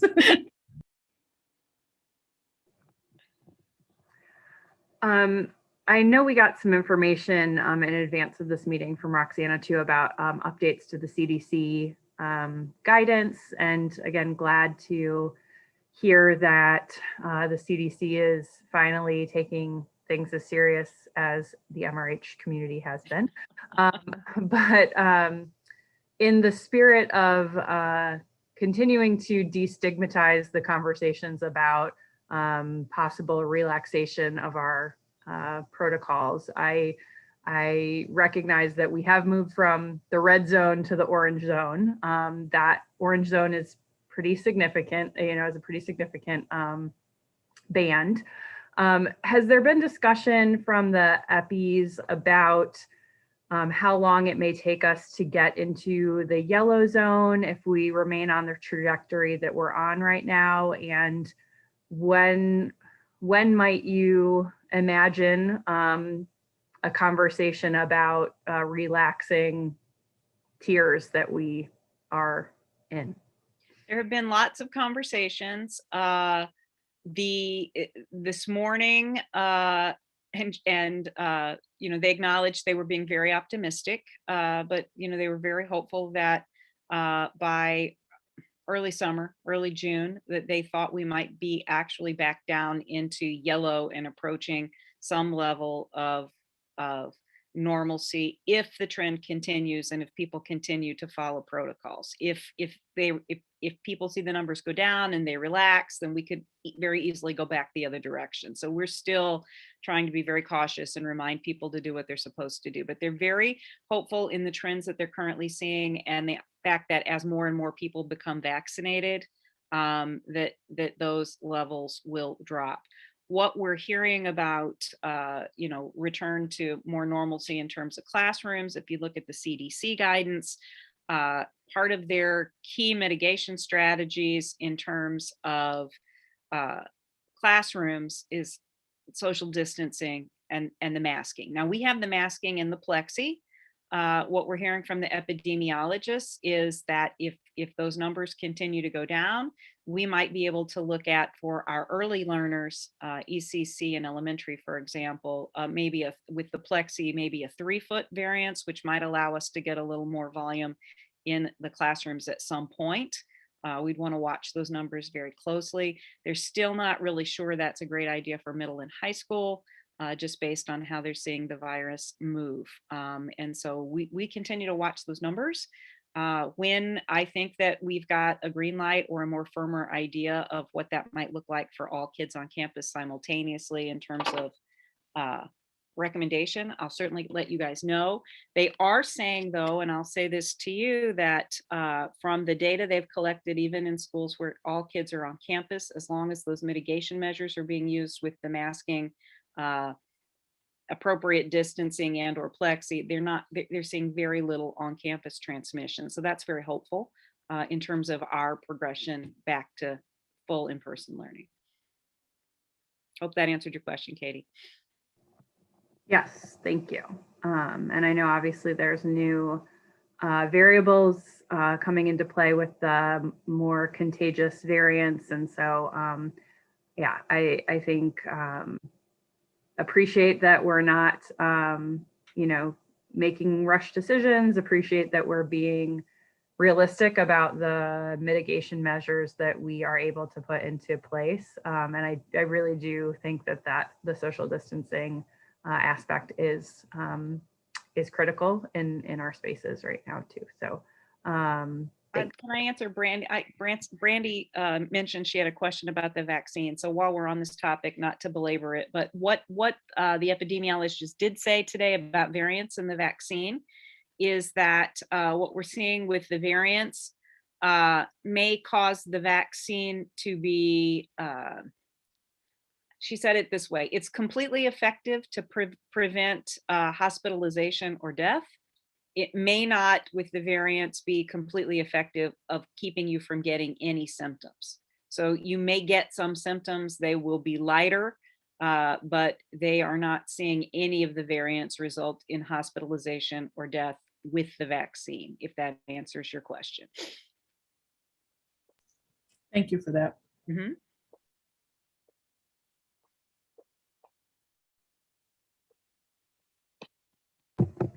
All right, well, we'll look forward to continued trending and we'll move on to a buildings and grounds update then. Well, thank you. Good evening. In this buildings and grounds update, I'm going to be a little different than I have in the last couple of months. What I want to do is explain how all of our buildings and grounds staff have modified their previously normal work routines in order to meet the needs of our students and staff in the Tier 2 opening. I'll talk first about transportation. We previously, in our planning, talked about the size of, or how many students could be in a bus at a time. But in order to maintain the social distancing, capacity for each run has been reduced to a maximum of 23 students from 47 previously in pre-COVID. Total daily runs have been more than doubled with both AM and PM pickups and deliveries back home each day, or Monday, Tuesday, Thursday, and Friday. Bus sanitation has been added between each of the individual routes. Each driver averages now 6 hours a day relating to transportation on Mondays, Tuesdays, Thursdays, and Fridays. During pre-COVID, the drivers averaged being on a bus 4 hours to 4.5, depending upon how many routes they drove. That was Monday through Friday. In maintenance, custodial, and grounds, 3 custodians have been pulled from their buildings a minimum of 6 hours, 4 days a week to drive. Added to this, our mail courier and a maintenance team member are pulled from their normal tasks 6 hours to drive on those 4 days. When additional absences occur, our high school lead custodian and transportation manager are recruited as drivers. That happened this morning. After the AM session is complete, remaining B&G staff in the buildings go through their buildings to disinfect classrooms and restrooms in preparation for the arrival of the PM students.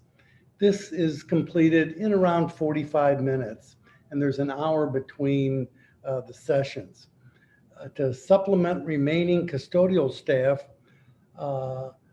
we have each of our grounds personnel in each building assist with the disinfecting between sessions. In the high school, middle school, my assistant also disinfects a section of the building. And when there's other absences, they've even tagged me to go, and I've done that the last couple of days. So I feel like I'm a veteran now of how to disinfect a classroom.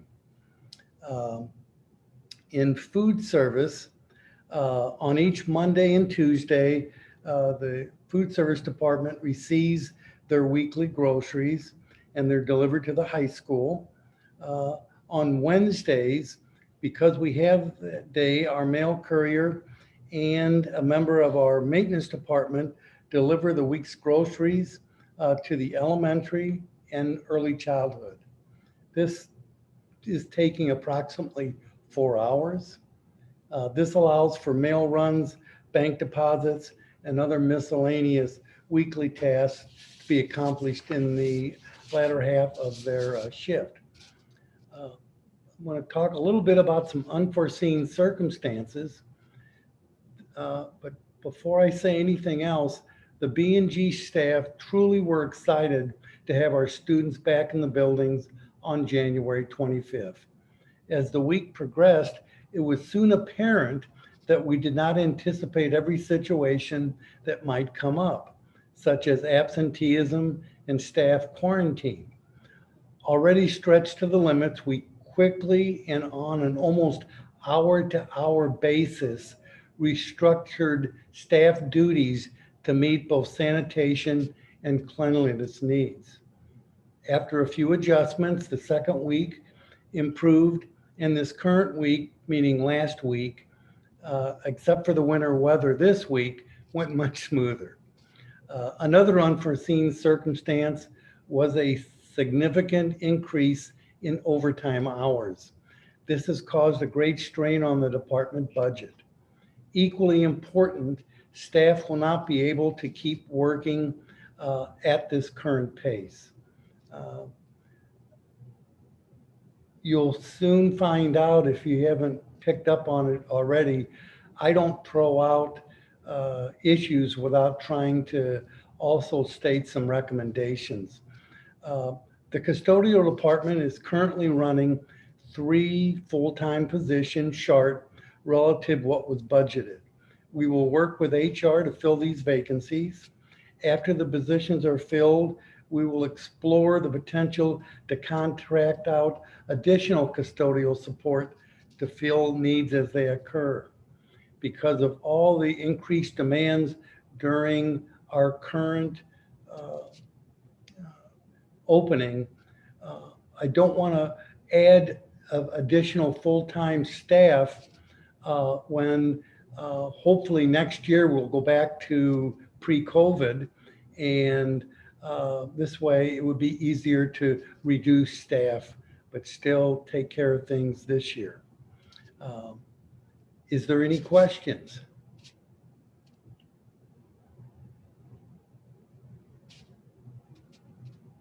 Thank you.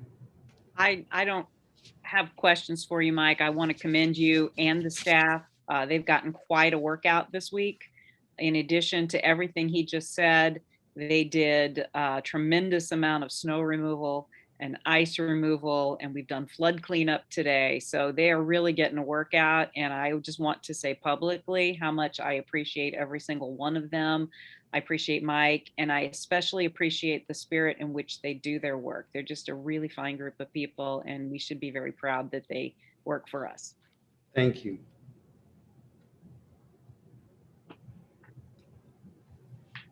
All right, an enrollment update from Vince. Good evening. Hey, good evening, everybody. This is just annual update I present to you guys after our January membership count. I'm going to share my screen. I used the presentation I shared with you guys in the fall and just added some slides. Let's see, nice blue screen there. There you go. Right. Can you see it? Can you guys see that okay?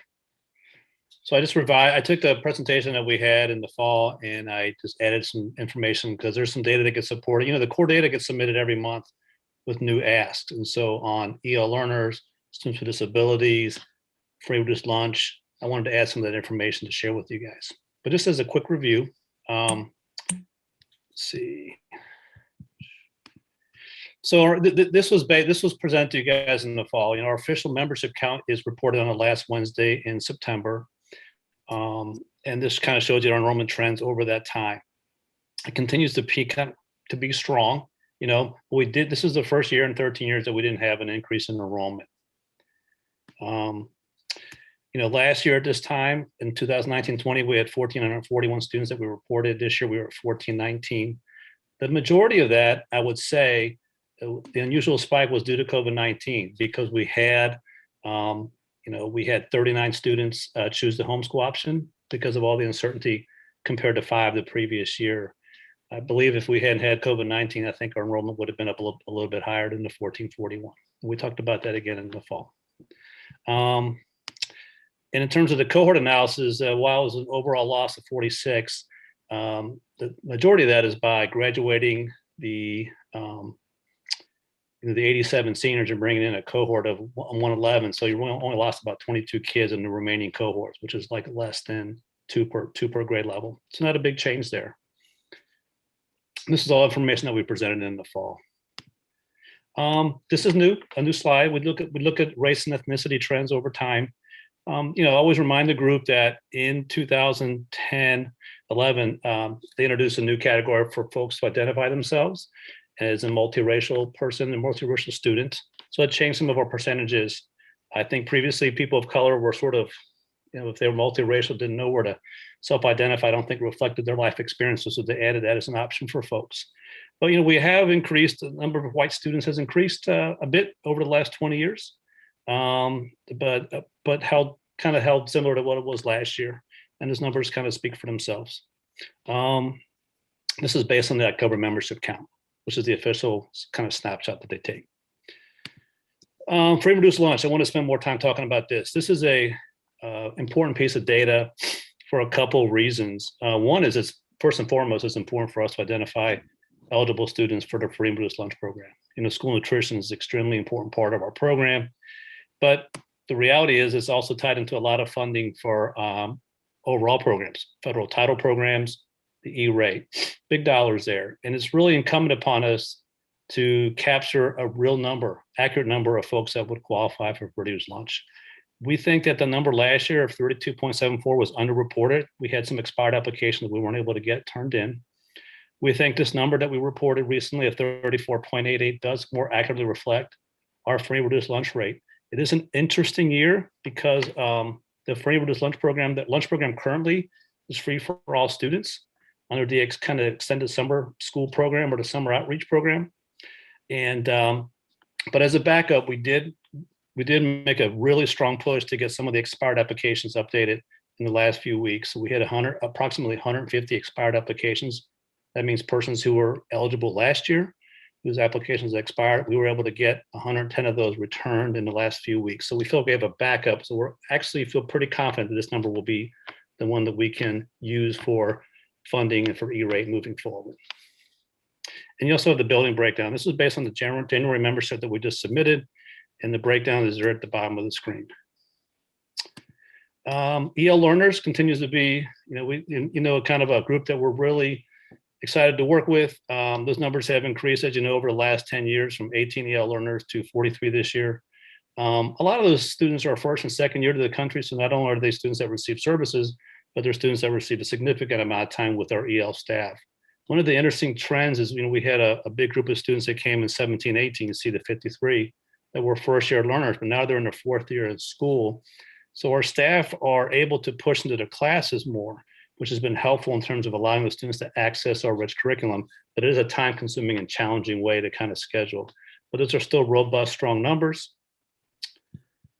Students with IEPs, this has sort of been an interesting number for me to track. I've been here a long time. I was here when our IEP, the students with disability rate, was in the mid-20s, one of the highest in the region. But we have had an increase since 2015-16 steadily every year. I think one of the things that we noticed, we did an analysis of this last year, is that there's a couple of things happening, but one is that we have new folks that come with IEPs. So I don't think that we're having an increase in identifying students that are current students. But we also, and I think in light of COVID-19, folks with disabilities really wanted to be on campus at their schools for service. So very few of those families chose the homeschool option and stayed with us. So I think for a couple of those reasons, we have had a little bit slight uptick in students with disabilities. Still at or near the state average at 14.85%. This was sort of interesting to me. So this was our learning options, and this kind of is a perfect handoff to Roxana, who's going to talk about the virtual academy in a second. But we had, this was our snapshot in semester one. Of the 1,419 students, we had about 83% choose the tiers, which is working with our MRH staff, and we had 17% choose the virtual academies, either POP or launch. Semester two, more kids returned, quite frankly. We have 86.5% students on campus and about 13.5% doing the virtual academies. Interestingly, the thing I'm kind of looking at is that there was I don't know if you guys noticed, but there's 1,380 students enrolled in MRH today. which is a 39 student drop from, from our membership count in September. I was kind of digging into those numbers, and I'd like to share that with you guys next time we meet next month or at a work session. I can probably pull it together, but it continues to be kind of a combination of, I looked at sort of like when we made important decisions, what happened on October 15th, when we decided to kind of keep the school closed for the rest of the semester and do virtual learning. And then the decision that we made on January 7th, just to kind of see how that might impact some of our transfers. I mean, obviously we do have a lot more students that have selected homeschool this year compared to any year ever for a lot of reasons. But I'd like to dig in those numbers and maybe share that with you guys if you have any interest in looking at some transfer numbers. Because it is a little bit of a drop. That's an unusual drop. The other thing I've noticed, my hypothesis is that in the region, like people aren't transferring schools very much, because with virtual options, people are just kind of staying put. There's not a lot of, I think before COVID, people, when they moved, they would just change schools because it was all in person. But now with virtual learning, that people have a few more options to stay with their home school. And so we've had a lot fewer transfers throughout the year, and certainly even at the semester, I've noticed. That's one big change. So any questions for the enrollment update? Straightforward, riveting, exciting. Yeah. I mean, the numbers are reminding me of a question I had that I meant to ask Amber during her presentation around how sports, might accommodate students who have to be fully virtual. I see it's a pretty small number at the high school anyway. It is. It's I see it has grown though from semester 1 to semester 2, which actually is a little surprising to me, but so yeah, that I was just specifically noticing the virtual enrollment at the high school level. It was interesting with, it's been small both semesters, but a little bit of an uptick. So I think what happened the first semester is that people, they wouldn't say rolled the dice, but they felt like, I think we're going to be virtual all semester. And I like to be with the MR teachers I know, so I'm going to kind of roll the dice and go with the tier because I think it's going to be virtual, and it was, But I think once the decision was made to go back on campus, I thought, I'm still not comfortable. I better try the virtual academy. Just a handful of folks, still a relatively small number. That's an interesting observation. Any other questions? Yeah, I think I would certainly be interested in hearing some disaggregation of the homeschool and the transfers, transfer information. Sure, it'll be brief, and I can cover that either in the next work session, although I know you guys want to focus more on construction, but whenever you want me to present, I'm happy to share that out, or I can do it as a critical issue update as well, because it'll be pretty brief. So however I was gonna say, you should feel free to, I think, send that to the board in an email. If we want to dig into it further, we can put that on an agenda today. Sounds easy enough. Okay. Perfect. Great. Thank you, guys. And then virtual academy update from Roxana. Yeah, I wanted to, at the last board meeting, I'd spent a lot of time talking about what reentry looked like for our in-person learners. I wanted to give you a pretty thorough update tonight about where we are with our virtual learners. And so I'm going to try to report in terms of ECC and elementary, since they share a lot of similarities, and then we'll talk about middle school and high school. So our ECC and elementary learners are still working through MOCAP, through the PLP provider. However, we did take a lot of feedback first semester, and we worked really hard to do some enhancements. So currently, we have 61 ECC students who are enrolled in the virtual academy and 81 MRH students. A typical day for them starts with a class meeting. So at the ECC, the class meets via Zoom, but at elementary, we have a building-wide broadcast. So our virtual learners are actually able to participate with their homeroom, with other kids that are in person, and participate in the whole school broadcast to keep them integrated into the life of the school. Kids then move into lessons with support and independent work in language arts and math. They receive small group interventions throughout the day. While some kids are working independently, other kids are doing small group work with teachers. They have ongoing formative assessment to figure out who's going to get what. At the ECC, we have teaching assistants and certified teachers also assigned to assist the virtual teachers. We have assistants through the teaching assistants at MRH as well. And so then in the afternoon, students move into science and social studies.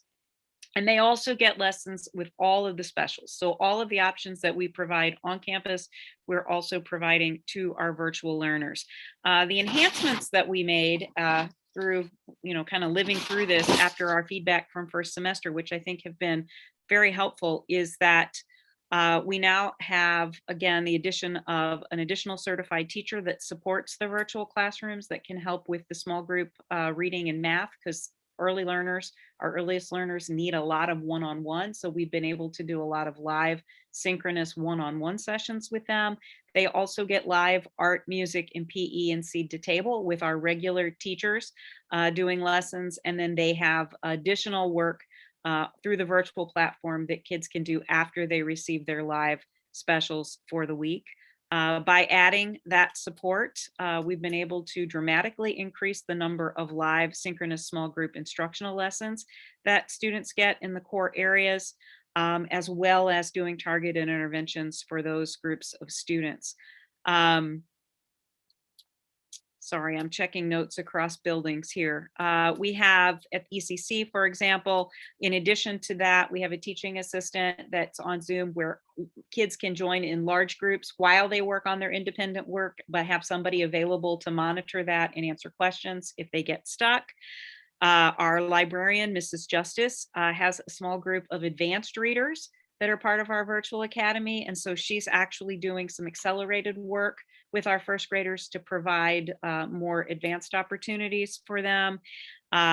Stacy Schwab has started Project Strand around self-portraiture for our ECC kids. So something that's kind of been a hallmark of the MRH experience is also something they're getting to experience virtually. So we've worked really hard to add a lot more of MRH into the experience that they're getting based on the feedback. It does not completely replicate what we're able to do on campus, but we've tried to pick out some things that we think are hallmarks for us and make sure that kids are getting those things either through live synchronous or through additional lessons that are built in. At MRHE, they have been able to increase the amount of MRH inquiry-based learning activities that are integrated into the lessons that kids are getting through the virtual platform. Specifically, they've done a lot of work around inquiry-based mathematics because we know mathematics is one of the areas that nationally kids are struggling with virtually. We see that trend at MRH.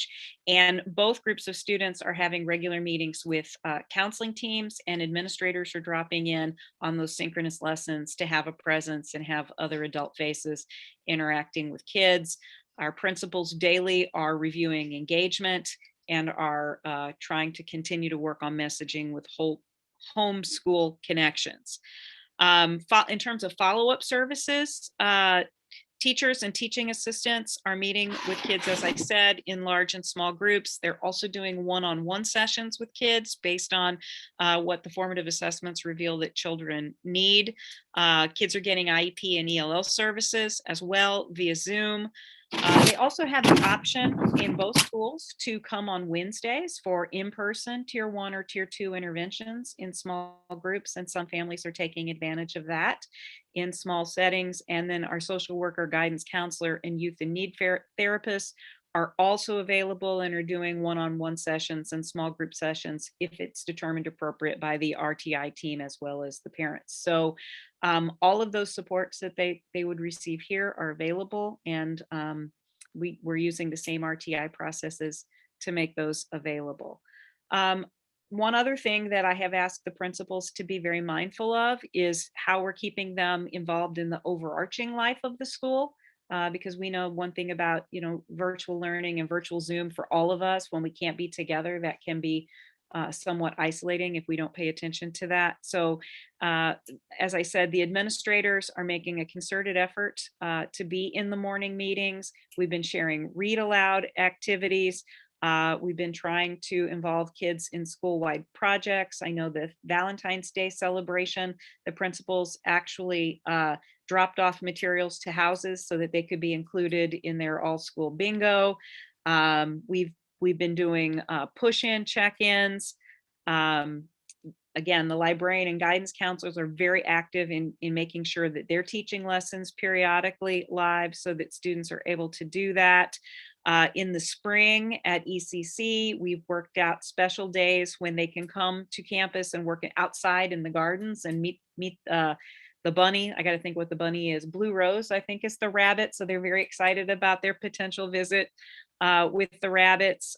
We've been inviting them to check out books from our library. So we have a book bundle program where we can bundle books and have those available for pickup. And parents can also request level readers through the very same checkout process, as well as meal kit responses. And so lots of things are happening. I could probably go on, but again, I think that hopefully you can see that while there are certain things built into all virtual learning that we've talked about in the past that need to happen for the repetition, we've been trying to sprinkle in a more MRH experience and make sure that we're doing a lot of wrap up with more synchronous lessons and more MRH inquiry based experiences. At the secondary level, our students are both middle school and high school students are now involved in Launch. Launch is a program that allows students to set and build their own daily activity. It is an interactive platform. They're getting 3 live Zoom sessions a week, including videos and discussion boards in their lessons. They have a Missouri certified teacher that is not an MRH teacher who responds to emails and questions within 24 hours, and assignments and grades are to be returned to students within 48 hours. And so while that allows students quite a lot of freedom in terms of how they respond to the courses they're enrolled in, and we've enrolled kids in anywhere from 6 to 8 courses depending on their desire to have a full load or what they thought that they could handle.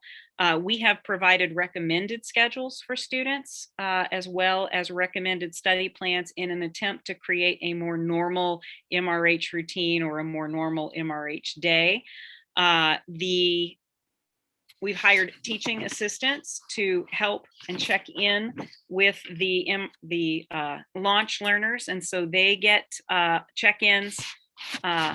Students get check-ins daily, parents get check-ins weekly. We're sending grade report home and bi-weekly progress reports to parents. They're calling families directly every other week.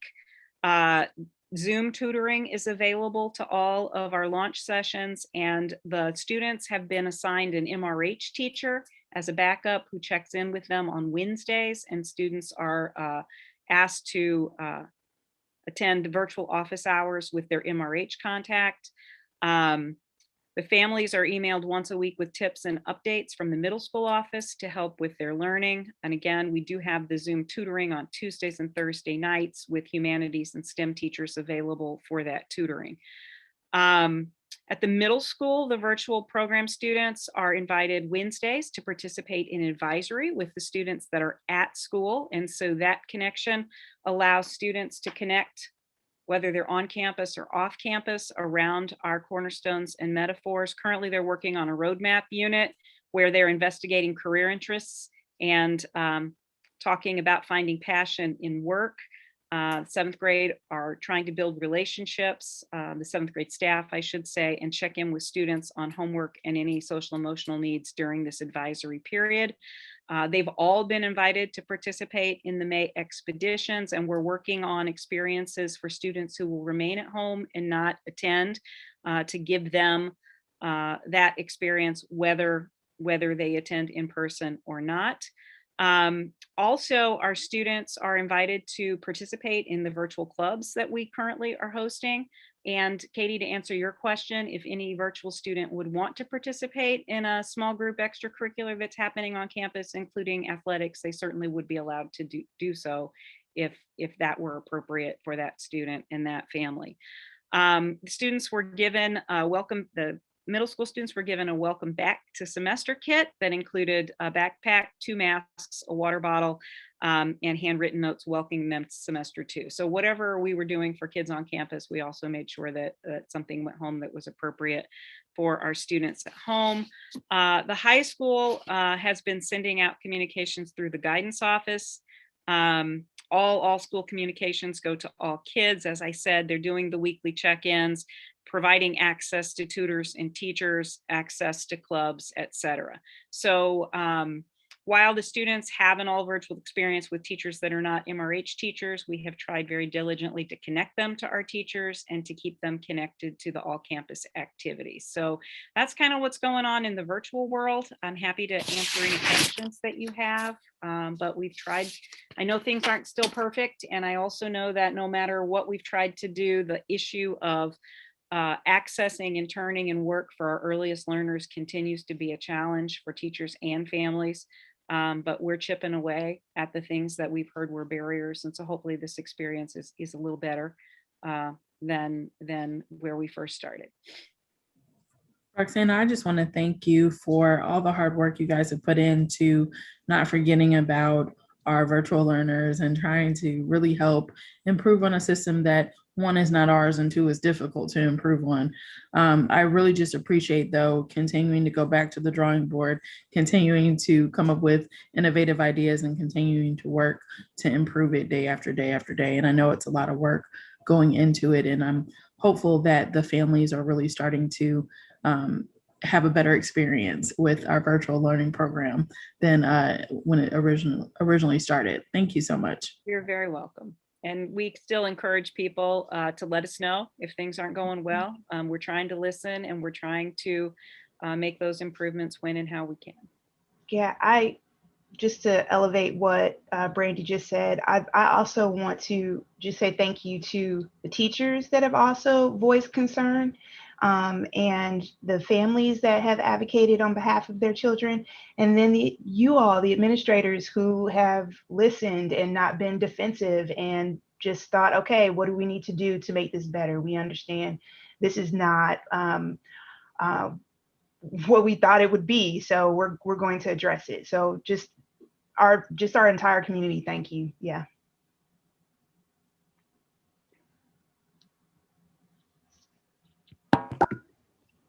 I know it is not on the agenda this evening, but I did note that there was one of our neighbor districts already making plans for virtual academies for next school year.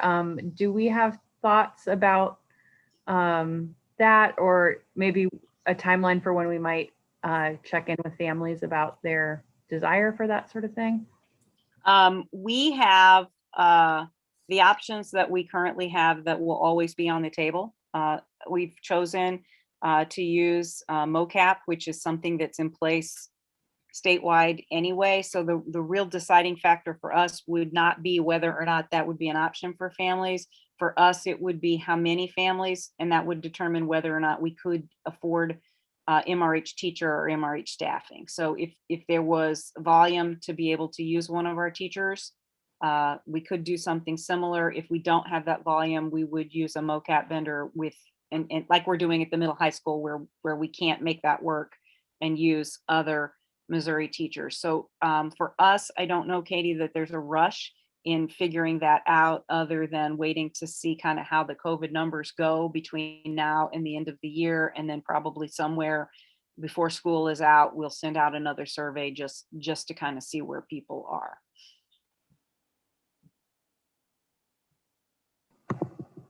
Great. All right. Well, then we'll move on to the academic calendar update. I think that's Ed, right? Yes, thank you. Good evening. The calendar committee convened in mid-January to begin crafting the 2022-23 academic calendar. Going into the process, we agreed to build a calendar as it would look in a tier 1 setting, and that we would adjust it down the road if needed. So we met twice, and at the second meeting, the members asked to take another look at the 21-22 calendar as well, and that is allowed under the committee's procedural guidelines, so that's what we did. The original draft of next year's calendar, which you approved, designated President's Day, which was February 21st, as an attendance day for everyone. However, at our meeting last week, it was unanimous by all constituencies, and by that I mean teachers, admin, and parents, that the desire for staff and students to be off on President's Day is greater than the desire for teachers to finish the year before the second week of June. So we pushed back the final day of school to the first Friday in June, and the teacher reps on the calendar committee agreed to conduct their final records day on the following Monday. They didn't really have any problems with that. So that's the revision for the calendar for the next year. So bear with me while I bring up the, okay. So here's the 22-23 proposed calendar. Under Missouri law, the start date for that year can be no sooner than August 22nd, which is a Monday, but we don't start on Mondays around here. So we will come back on Tuesday, the 23rd. Winter break is somewhat on the short side, 12 calendar days. But, you know, unless the school start date law changes, that will probably be a permanent side effect for years to come. The calendar committee took a somewhat bold move, I think, and pushed spring break back to the last week of March. Did a teacher survey, which indicated no real objections to doing that. And in fact, one parent representative suggested that the spring break experience for families might be more pleasant if ours did not coincide with everyone else's. Plus, taking the break later in March will hopefully remove some of the sting from that long stretch of days in April and May.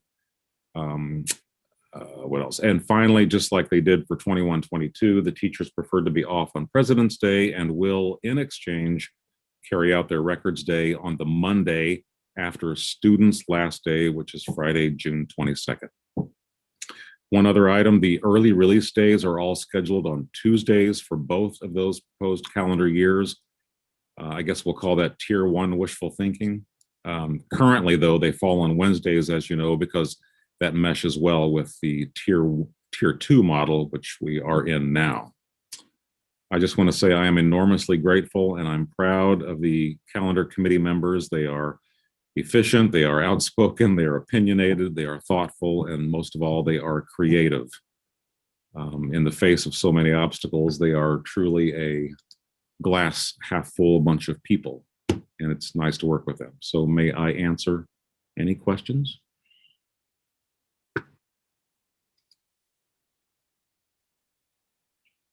Thank you. No questions, just a quick comment. Ed, thanks for being our wrangler. You make the process very easy for us. Thank you. Your experience is invaluable.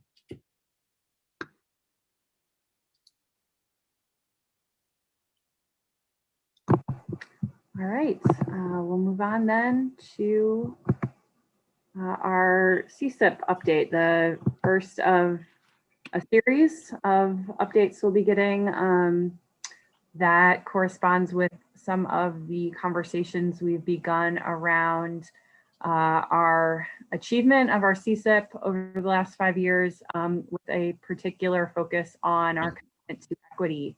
So I'll turn it over to Roxana.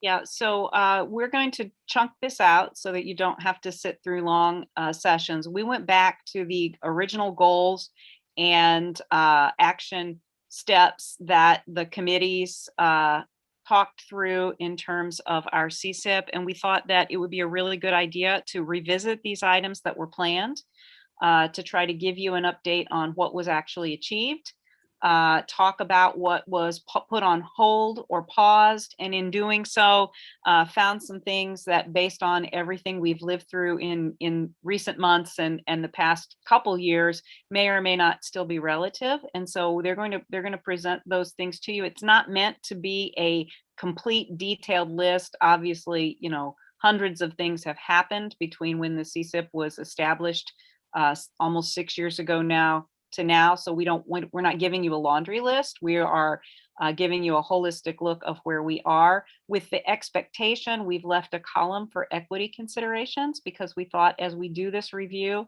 it's good for us as an admin team, but it would also be really good to hear any considerations around equity or any thoughts you have about these items in terms of what we've accomplished or what we might still need to do moving forward, just to help us kind of ground ourselves in terms of post-COVID recovery. So that's kind of my lead into this. Every year, we do need to post to the state kind of what our progress is on our CSEP, and so this will also help me do that as well. So we're gonna chunk this out so that they're quick dips, but we encourage your thoughts and feedback as you kind of hear these high-level reports. And with that, I will turn it over to Ed and let him talk you through what was the communications portion of the CSIP. Okay, thanks. The theory of change statement under CSIP states that if we develop a comprehensive communication and engagement plan, which includes all of our stakeholders, we will create a diverse, sustainable group of ambassadors for the district. So the operative word there for me is all. We are committing a disservice, I believe, if we rely only on all the traditional systems already in place in order to interact with our citizens. So the first step is to identify the communications preferences of all stakeholders. This will require a long overdue survey to help us determine what types of communication our stakeholders need and how they want to receive it. Next, we have got to bring our key communicators database into present day by launching a renewed outreach for participants. Currently, I think we have a massive gap dating back to the time when that system was first launched, and I'm not even precisely sure when that was. I want to say it was about a decade ago. Our current stakeholders have not been properly educated on its very existence, frankly, and we'll change that. So what is a key communicator anyway? Well, they receive emails with timely information from the district. They give us feedback as appropriate. They share information about district issues within their own personal or professional circles in the course of the day. They spread accurate information about the district. They correct misinformation and hear what the community has to say about us. Key communicators agree to contact the district when they hear positive or negative feedback, rumors, questions, or even just ideas from people in the community. The district can then move quickly to address these issues. So it's a good program. It's a proven program, actually. Reaching all constituencies means understanding that not everyone is wired up still. So when the message carries high importance, we must always remember to find a means of using the robocall to people's telephones. Sometimes that gets overlooked. I'll just be frank. Also, we are underutilizing social media platforms such as Instagram and Twitter. That's where the world is listening, and that's where they're paying attention right now.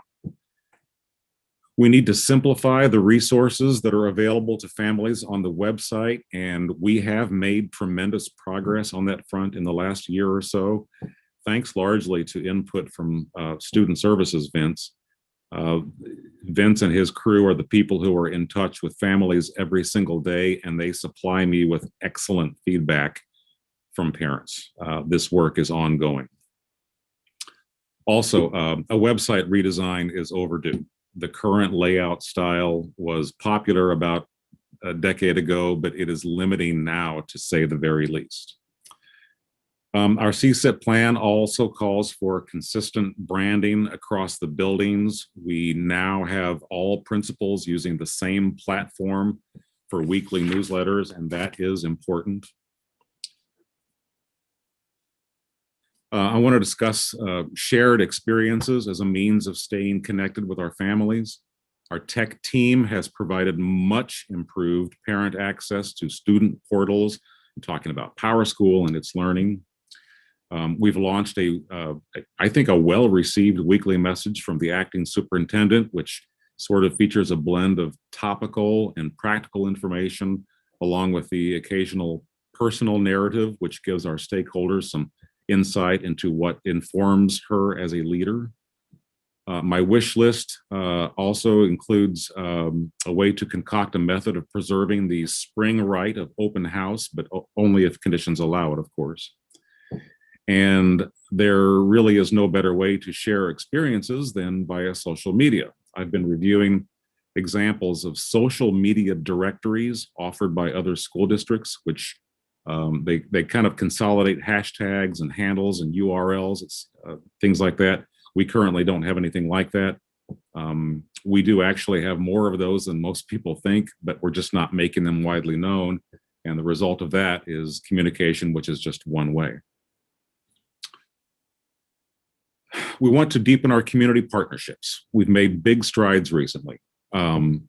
Early college is offered with some of our partners. We've increased the number of dual credit courses. We have social, emotional, and academic development partnerships. We hope to preserve past project partnerships, such as the one with the Gatesworth.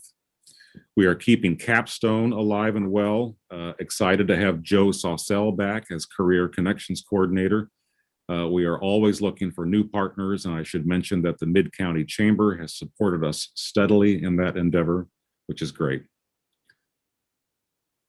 And finally, the internal engagement piece is multi-layered as well. We've stepped up our game in terms of profiling the good work that goes on every day here, using video more often. I'm launching one tomorrow, for example, for the school nutrition services team.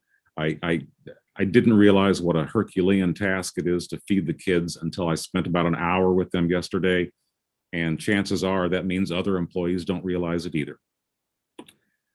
The human resources page of the website is totally new. It's all new top to bottom. It's much clearer with an emphasis on the types of resources and the services which are available from our vendors to MRH employees. And it's also the repository for links to Ms. Meacham's weekly staff town halls as well. All of the wayfinding signage is in place, and I have to say that whole experience has kind of enlightened us to what we'll need in the future, long after the pandemic is over, after we no longer have any need for the little directional arrows on the floor. So that's been educational. And I'll just close by saying all of these steps have to be carried out with a greater emphasis on MRH branding, a focus on our instructional programming, our commitment to educational excellence, and of course, the cornerstones and the metaphors, which really, they define us. So I'd be happy to clarify anything if needed. Thank you. Thank you, Ed. Can either you or Roxana kind of tell me what is the proactive approach of transitioning what you've presented now to when Dr. Jameson is on board? Because I know, Roxana, you give us these great emails and they have like a personal flair, but let's say that Dr. Jameson wants to do something different. You know, that's going to change. So what's the proactive approach that we're looking at for that shift when Dr. Jameson comes on board regarding this topic, CSIP and things? Well, I can answer that by saying I've had some online conversations with her already. She is she's highly familiar, and she has embraced the cornerstones and metaphors. She understands what it means, how it's a part of the fabric of what we are. So I know that piece is something that she's very aware of. I'm going to be continuing conversations with her prior to her formal official arrival here. I'm going to share this document with her and ask her for feedback. This is my first foray into CSIP, so I'm making my way through it as we go, kind of making it up as we go. But that's my intention. That's how I hope to interact with the incoming superintendent. I would say this, Nikki, what this is just giving you an update to close out the old, and then Dr. Jameson will be fully empowered to lead a new CSIP, because we will have to tackle that in the coming year or so. And so this is really our recap of where have we been to try to kind of get grounded. And then she will be transitioning and leading whatever comes next. So that's a community-wide endeavor that will involve all of us. But there definitely will be a transition, and that next phase that we roll out community-wide will be very much under her direction. And I also want to just say, I really appreciate the comment that you made about the website. Thank you for, giving that attention and wanting to revamp it or refresh it. I really honestly have to say that I didn't really get how important it is until I got into the whole registration process. And I found out how closely Vince works with families and how particular they are about the information and how it must be so accessible and it has to be easy to understand. So we put in a lot of hours of crafting web content that is user-friendly, because they let us know when it's not, so. Thank you. I believe Mike Wieland is also going to give a quick facilities update. Mike and Chris, I think you're both tag teaming that one, perhaps.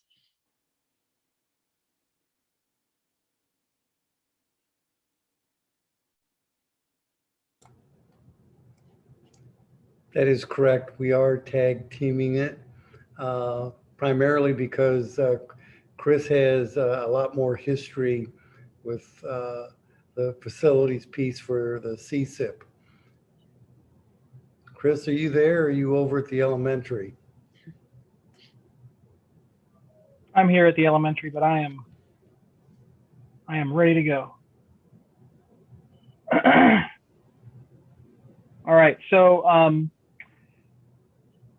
we've done quite a bit here. We'll start with at the top. We have passed our bond issue. We've got our building projects identified and ready to be bid.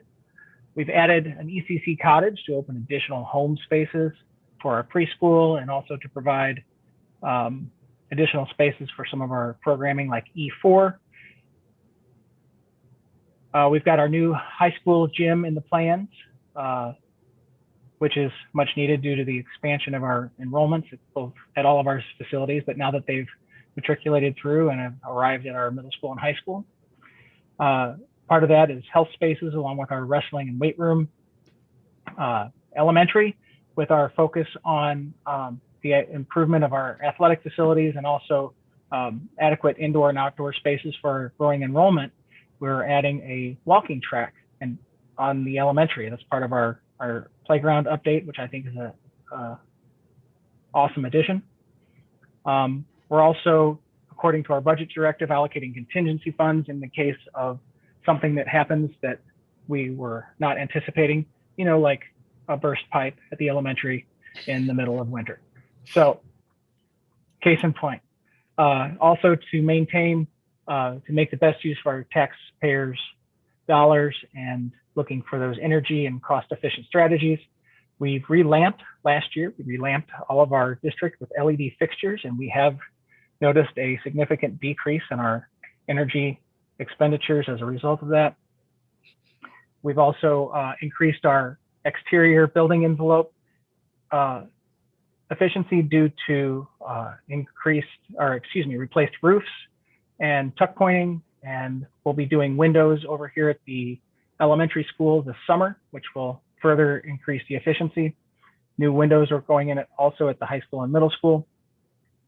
We've just installed on the high school and the elementary new HVAC units at the high school and middle school campus. We've got the rooftop units, and I will, as an aside, mention that we received a significant rebate through Ameren that has helped to offset some of those costs and put some funds back into the bond project.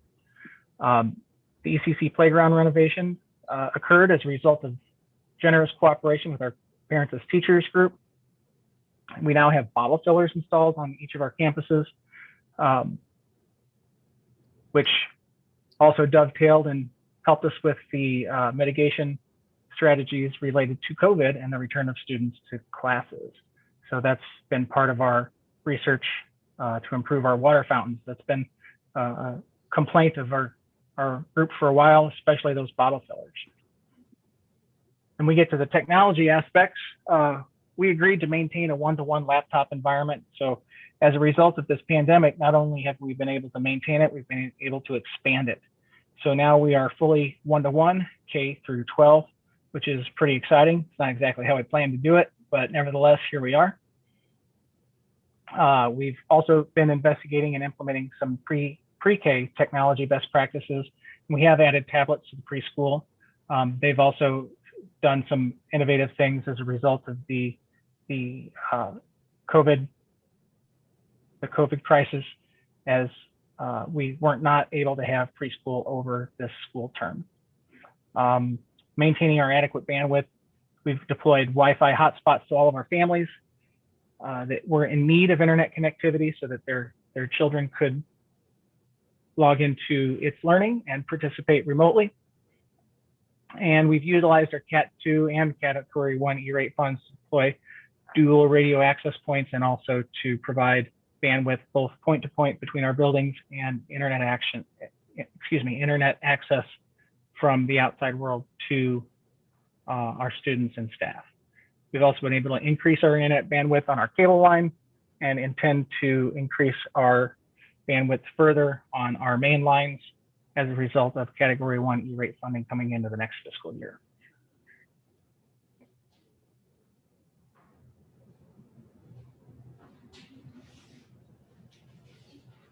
That about cover it, Mike? Yes, sir.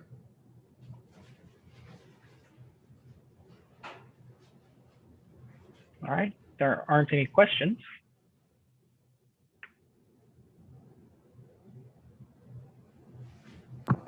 Yeah, I think the one I obviously I just flagged something for Ed as far as accessibility with the communications plan goes.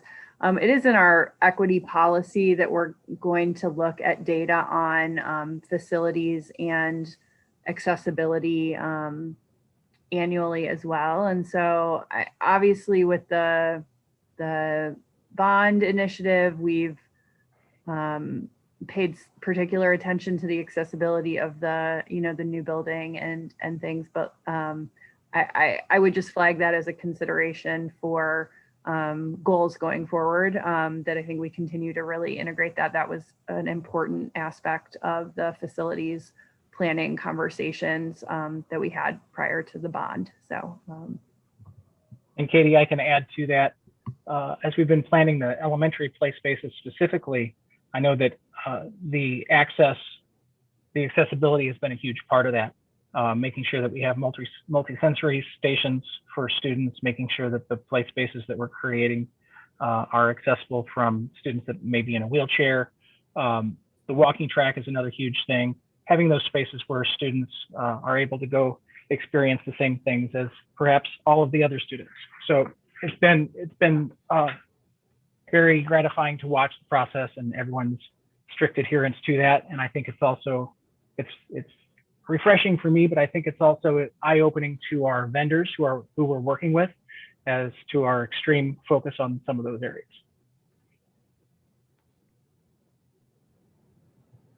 Thanks for that. And yeah, I mean, and I think we'll just need to continue to think about how we move from having, really compelling stories to tell about this to, what data points might we be using to continue to track and make sure we're on point for where we want to be.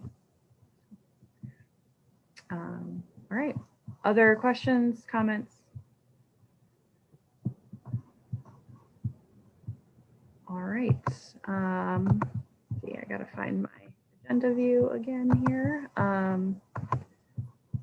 We will move on then to our grant update.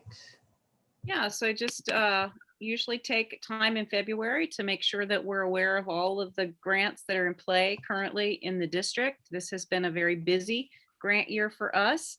I won't spend a lot of time on our title allocations. This is money that we receive every year based on our free and reduced lunch count. Margaret Sportius will come in April and give you the program evaluation on our title funds. Just as a reminder, we use our title programs specifically to target early interventions in our ECC and elementary in reading and math.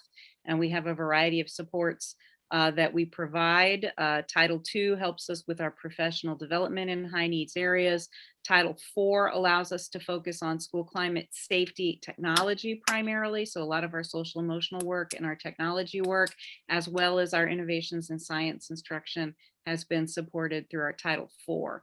PAT is our parents as teachers. And so every year we get an allocation, usually between 24 and 26,000-ish, that we are reimbursed for the number of visits and the number of screenings that we do. So if we don't meet the criteria, we may not claim all of that money in any given year. And so we try really hard to make sure that we are doing as many visits and screenings as we can.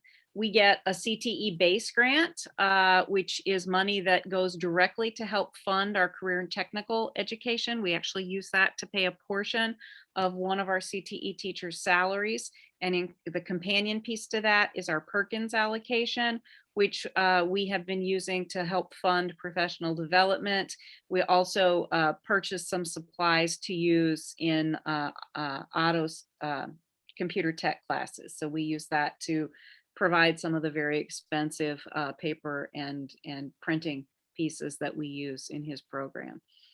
This year we had a whole new pool of money. So everything that we're showing on this page is COVID related funds. And you can see that that's not an insignificant amount of money that we were able to apply for and collect. So our early ESSER funds, which we collected mid-summer through the beginning of this year, went to help us fund our cleaning supplies, our PPE, our plexiglass, and a lot of the things we needed to put in place for early distance learning in Tier 1 in semester 1, and also to get us ready for a Tier 2 reentry.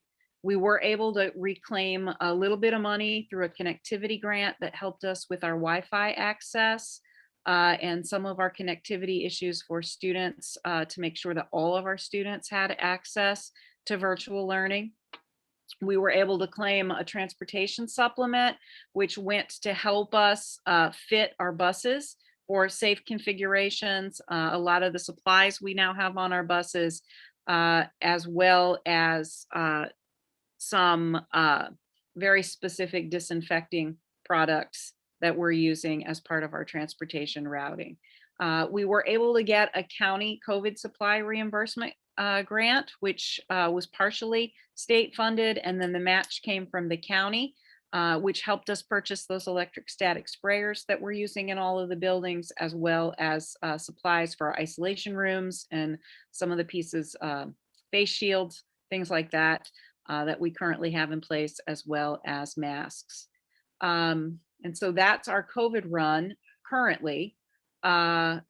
We also get some money from our early childhood special ed that use our spaces. So we apply through special school district each year, and they helped cost share expensive utilities, supplies, custodial. And so we're getting, we apply for that quarterly, and then we get a percentage of money back for expense share. We still have a garden grant in play. So we do have $34,000 earmarked for our gardens at the high school campus and MRHE. We've actually connected that with our ITNR partners. So we're connecting projects so that when we do some of these expansion pieces, hopefully that will be a little more seamless. And Mike and the team and I are meeting, I believe, next week, I think is when we have that meeting on tap. So that project was stalled due to COVID, but we're back on track. We have 2 grants in play currently that we do not receive money from, but we do get pretty valuable services. So we do have a STEM grant through Washington University that's helping fund our elementary mathematics improvement. They've done core work with us on our core elementary curriculum, and they're currently working on our intervention services in math. So we're expecting some pretty good return on that particular partnership. And then we reported to you earlier in the school year that we do have an ISA grant. It's called SEED, Social, Emotional, and Academic Development, that provide administrative support and coaching that really help us to work with teachers and look at curriculum and think about how we are meeting students' social, emotional, and academic needs in order to improve stamina and to improve support for their success. And so we're doing, they've participated with us in several administrative meetings. The coaches have worked currently with the middle school in a virtual environment. We're hoping that when we can get back to normal, that might actually include some on-site coaching, and they would provide some people to work with us directly throughout the school year. But we've not been able to fully implement that grant at this point in time. We're still waiting for that to be able to happen. We have 2 grants that are in queue, one of which we told you about when we did the CTE presentation for the project Lead the Way. So at that presentation, we told you we intended to apply for 2 grants. I am sorry to say we did not get the Toyota grant. So we did make that application and were rejected. We currently have a 50-50 grant out with the state, and that will be a match grant. So they would give us half, we would provide half that would pay for our startup costs for Project Lead the Way. They would pay our first year fees, and they would pay for any of the required training for our teacher that would have to go through to become a certified Project Lead the Way teacher. So we should hear back on that pretty soon. I think our chances of getting that grant are pretty high. And then most recently, and I think that I sent this to you in an update, we have been told that we have been allocated an additional $500,000 that we can spend over a 2-year period that will be ESSER 2. So that will be targeted for COVID recovery. At this point, I am most interested in utilizing those funds to maintain our teaching assistants and the level of staffing we need to make sure that we're providing good recovery intervention services for students who really are going to need a lot of extra support. We'll talk more about that as I bring staffing projections for the remainder of the year. But the good news is a lot of these pieces that we put in place this year, it looks like we'll be able to retain those services or provide other services as we determine needs. So, but that's good news. We applied for 2 other grants in this COVID cycle. We did apply for the County Humanitarian Response Fund. Chris applied for that, and we applied for the DESE Access technology, which was going to help us with our technology purchases for virtual learning. We did not qualify for either of those grants, and so anyway, just to keep you abreast of what we've been busy doing in terms of trying to find new money. Any questions about the granting? Did we get any feedback on the Toyota grant, on the STEM grant? As to why it didn't get picked? I think that what hurt us was we didn't have a operating program. We were asking for money for a program to come, and I think they're really interested in funding established entities. So I think once we hire someone and we have a little more tangible information that we can provide moving forward, we have a better chance. That tends to be an annual grant cycle, so we'll go after it again. Okay, thanks. Mm-hmm. All right, speaking of money, we'll move over to our financial reports then. Chris, welcome.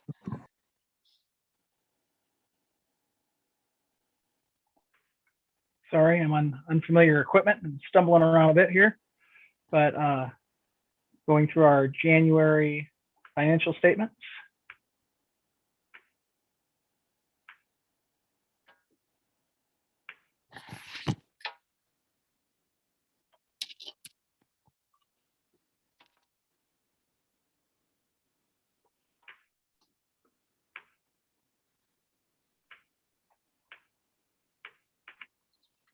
Okay, there they are.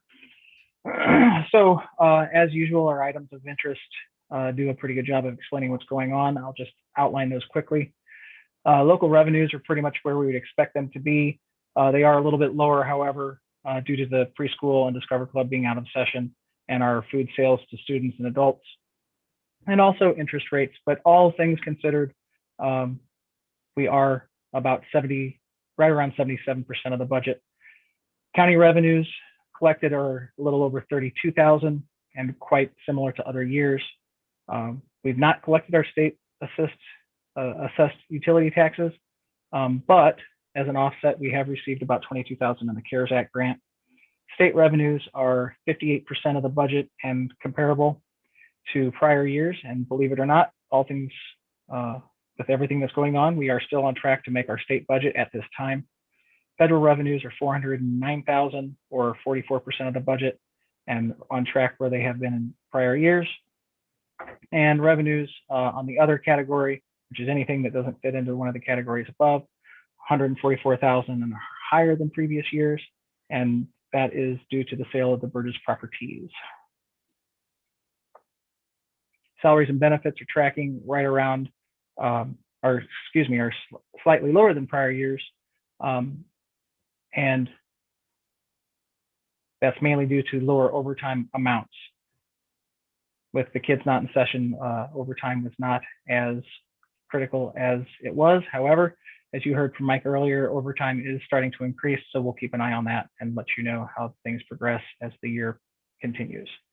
Purchase services are lower than prior years. Again, that's likely due to decreased travel and substitute teachers. But however, now that we're back, substitute teacher costs are expected to increase as we've bolstered with some quasi-permanent sub positions to make sure that we have adequate coverage in our classrooms. Capital outlay are lower than prior years because we've reduced our capitalized technology purchases as related to other years, as compared to other years. All in all, the district finances remain strong. And as of January, the targeted budgeted fund balance is right around 41%. However, I will be bringing an amendment to you in just a few minutes that will adjust that for the months to come. But at this point, this is the financial statements for January.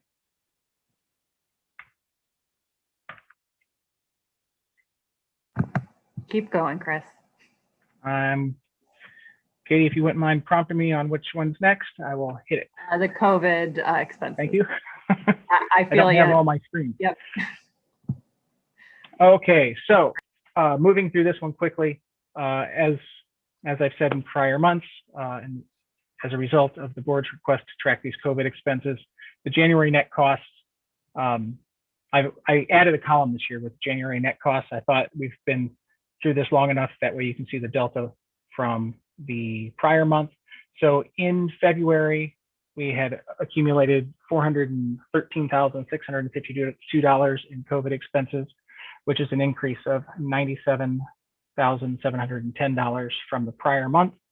Good news is that $232,000 of that is reimbursable, and we are set to receive a considerable additional amount of funding that we'll be able to redirect primarily to staffing and some other needs. So we're looking forward to that. Of course, the majority of the expenses are related directly to PPE and cleaning and contact tracing. So all of those things that we need to keep our staff and students safe as we come back into session. And as the board has requested, that's where the majority of our funding is going.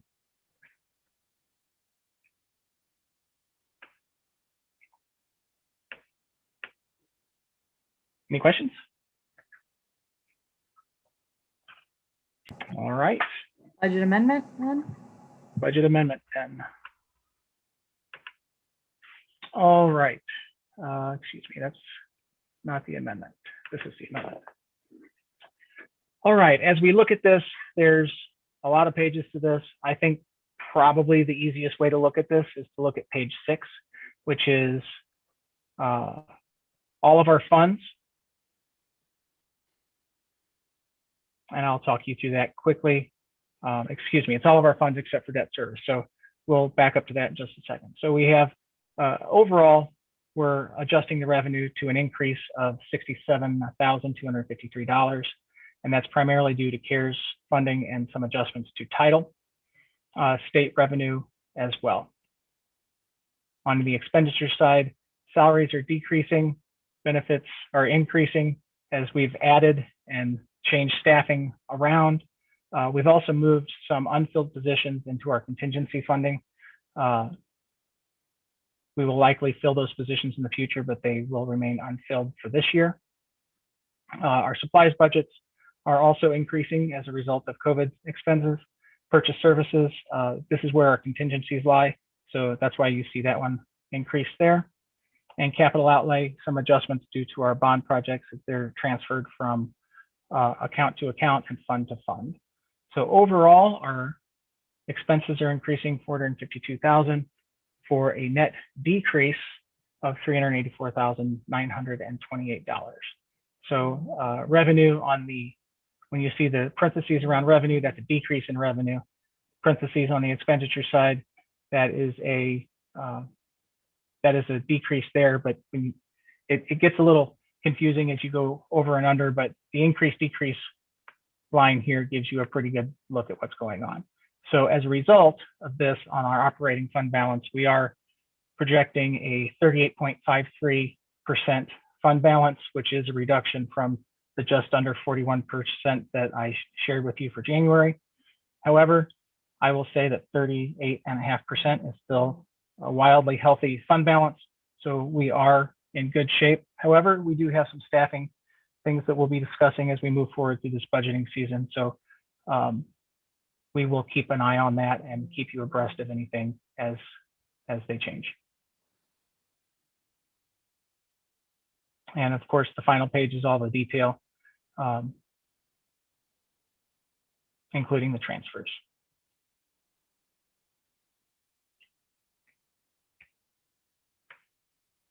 And if there aren't any questions, I will keep moving forward.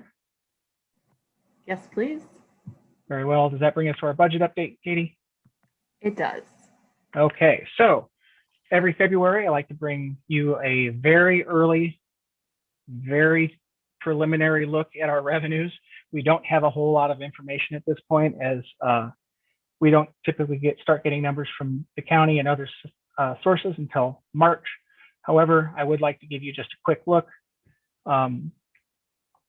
So we are coming into we are in tax year 21. So this is a reassessment year. All the odd years are those reassessment years. So we are expecting, projecting about a 2% growth on assessed valuation, new construction and improvements, which would give us a slight increase of $236,000 that would be split amongst operations, debt service, and capital projects.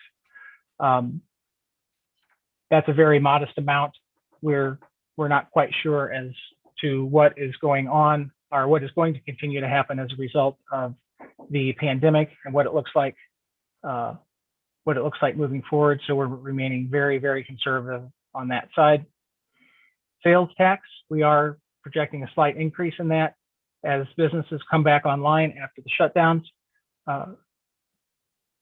We are expecting about a 2.5% increase on that. And that's primarily just related to our DESI projections that we get per student. Our basic formula payments and weighted ADA, slight increases there. We are looking at an increase of about 10 students on that. The state's SAT, which is the state adequacy target, of $64 for an overall increase of $166,000. The 21 budget does have a proration factor of 94.2%, but that number moves around a little bit as the finances of the state move around. So we get updates on that number quite regularly. Take it to the schedule here on a projected revenue by source. You can see here, looking at an increase in local revenue. Now I'll give you a caveat here. Just one second.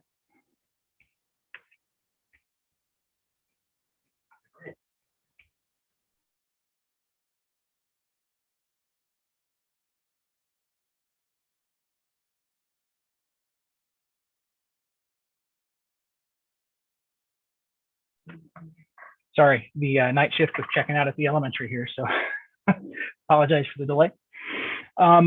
So this schedule here is a little bit misleading. So there's some pretty significant increases and decreases, but that's directly related to our changing the budget as a result of COVID expenses and also revenues. So local revenue increasing 634, just under $635,000. That's pretty expected based on the numbers that I just showed you. County revenue, slight changes there.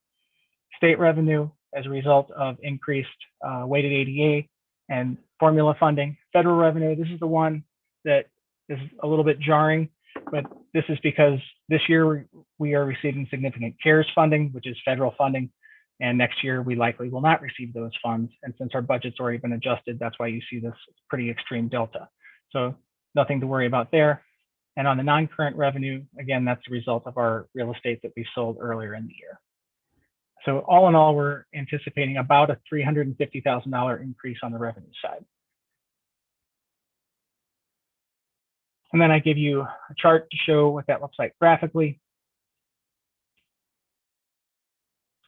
The next steps are to continue preparing expense budgets. Roxana, COA, and I are starting to meet with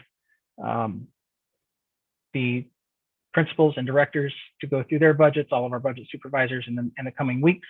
We did give them a little bit of additional time as they were needing to focus their mental energies on preparing for students to return in January. So we did give them just a bit of a reprieve on that, and we'll make sure that we get all those numbers crunched and remain on track for our typical budget calendar.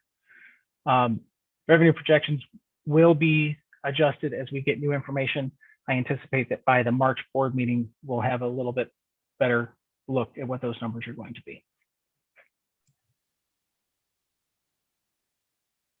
Chris, I'd be interested in that. You know, I'm seeing things like maybe state revenues might actually be a lot less than we think as the goalposts continue to move on the funding formula, and there's a little wackiness on state budget side of things. I mean, how comfortable are you with that local revenue number as well?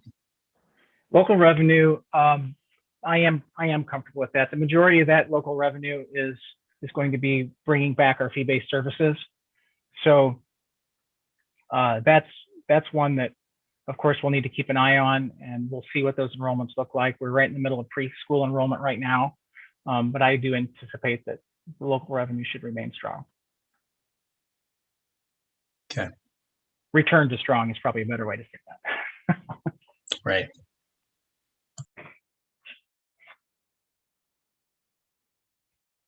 All right. And then the fee-based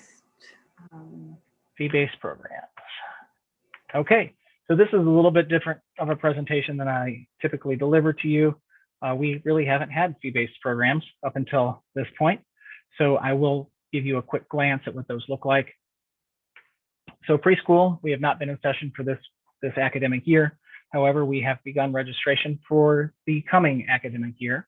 We are in wave 1, which is our existing preschool families, and we will begin wave 2, I believe next week.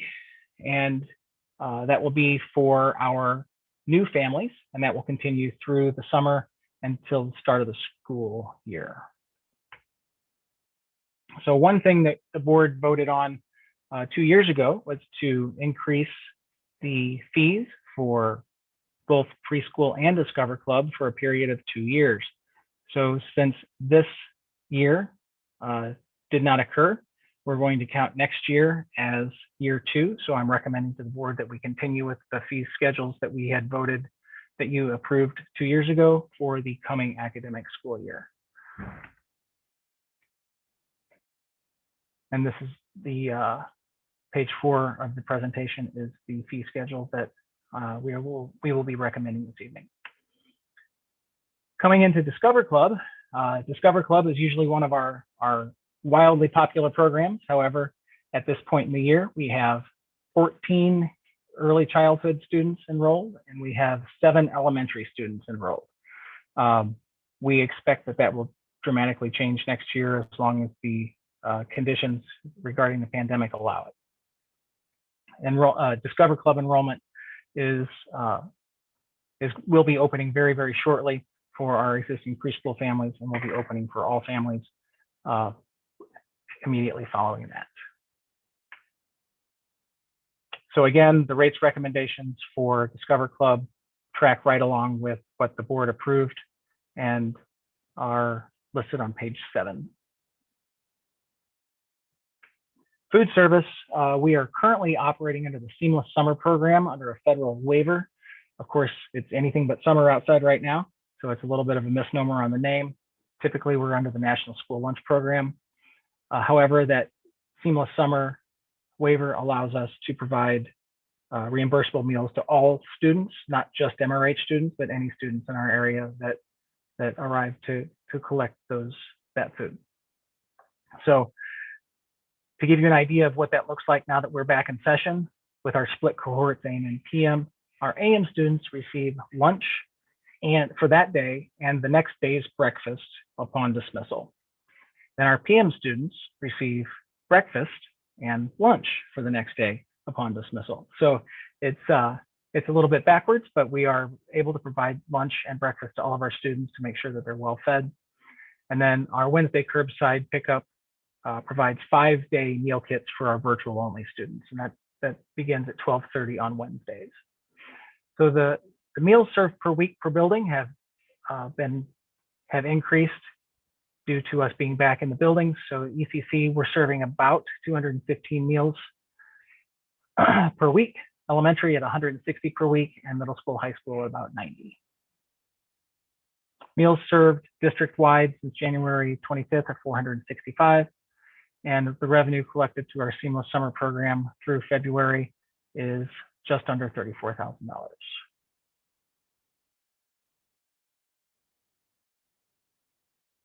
Next year, this time, I expect to have a bit more robust of a financial presentation on our fee-based services.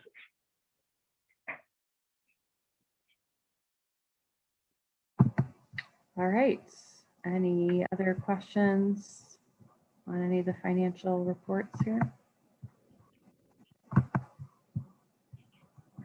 Well, thank you, Chris, for that. Appreciate it.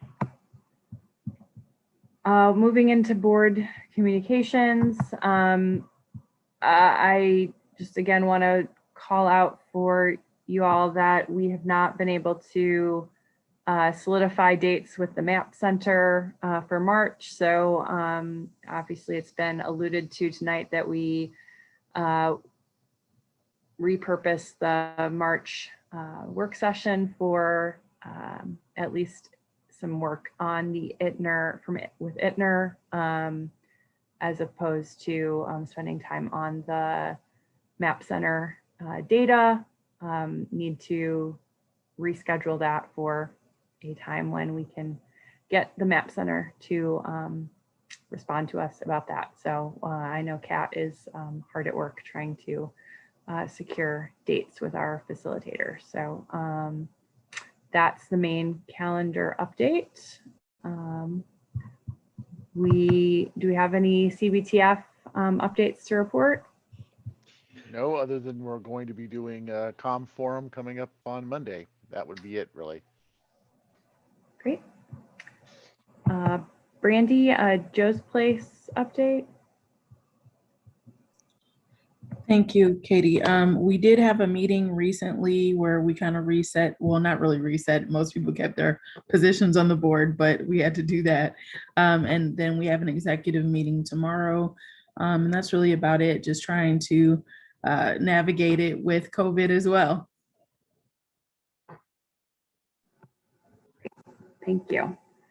SSD, there's nothing to report yet. The next governing council meeting is March 1st. So we'll look forward to hearing from them. Obviously, Roxana's already mentioned the SSD commitment to summer supports for IEP students. Comm Forum update. Thanks for previewing that, Wes. We are scheduled for Monday. And I think that some questions have been circulated via email. Any objections or additions or edits to things that have been proposed there? Happy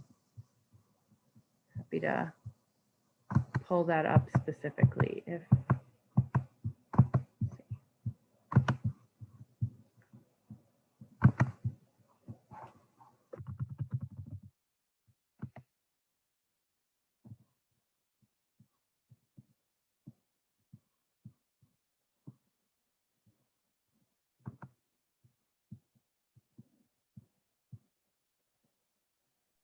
Roxana, you're muted.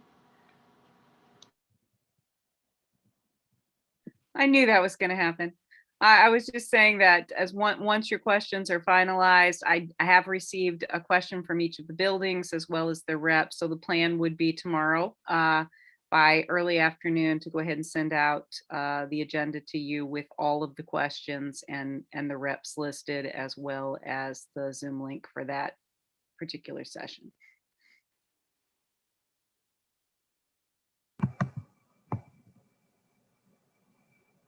So I got at least some feedback that a question around if we're living our commitment to education equity, what does MRH look like 5 years from now was something that was a desirable question.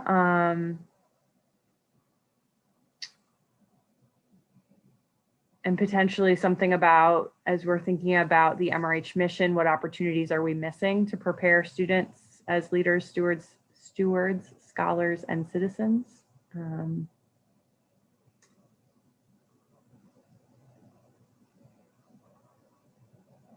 All right, hearing no objections, I think we'll submit those as our questions then.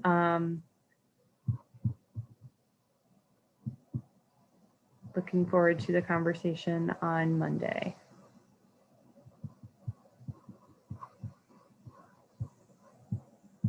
All right.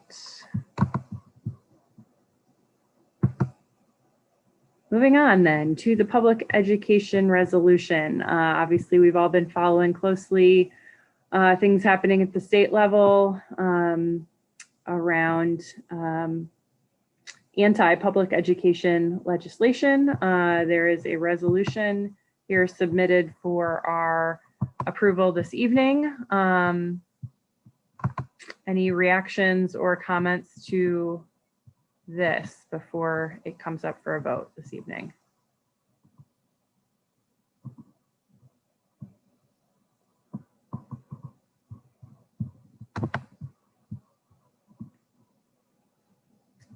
All right, hearing no additions, we will vote on that as presented and share it with our state elected officials upon its approval. And finally, board scholarship time. Nikki.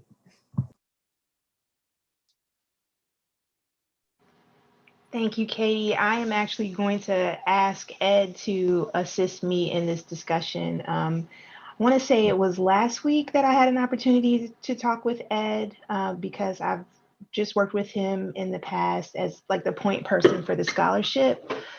And I will tell you all, my first idea was, oh, we could have like a pop-up drive-in. And then I got the estimate for that. And I was like, absolutely not. We could not do that. It's going to eat up the money that we're trying to raise. So my next idea that I'd like to present to you all that I've spoken with Ed about is just setting up a GoFundMe page and then reaching out to the recipients of the Nelson Mitten Scholarship from last year and having them just give us, I don't know, a brief summary of what they're doing, how they are living our mission and our 4 pillars, and what they plan to do in their sophomore year. Because this scholarship, as you all recall, covers 2 years of education for the students that receive it, be it at a college, university, or a trade center or a community college. So we need to raise at least $3,000 so we can cover the amount that our last recipients received, as well as the amount that our future recipients will receive. So wanted to just talk with you all about that, what you thought about GoFundMe, how you feel about that. They have like a nonprofit page that we could all use, or would you prefer for me to look into something on Facebook? I don't know.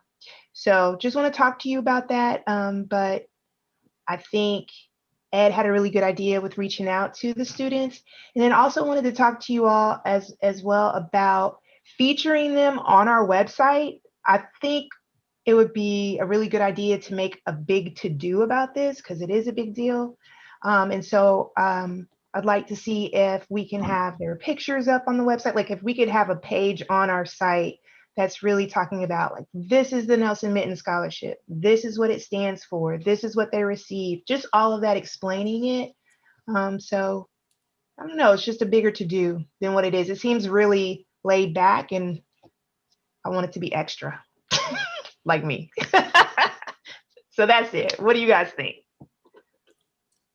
Can I just say that I did reach out to all 3 recipients from last year, and I have not heard back from 2 of them after multiple attempts, but the third is excited and willing to help out. And oh, that's great. I just think that, you know, that personal testimonial would provide the kind of emotional hook that you might need to kind of draw potential donors in. So that's where I am on it, Nick. Thank you, Ed. So what do you all think about like GoFundMe? Because I know Ed had mentioned that there is the district has a concern. Actually, let me ask Roxana.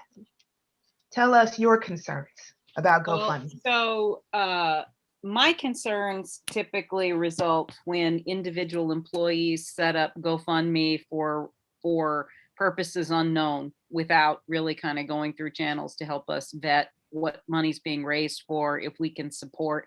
A lot of times we will have folks very well intentioned, like do a GoFundMe for a tech piece that we couldn't support, or they are, you know, just doing things that the district would normally pay for. So our typical concerns are not with GoFundMe per se.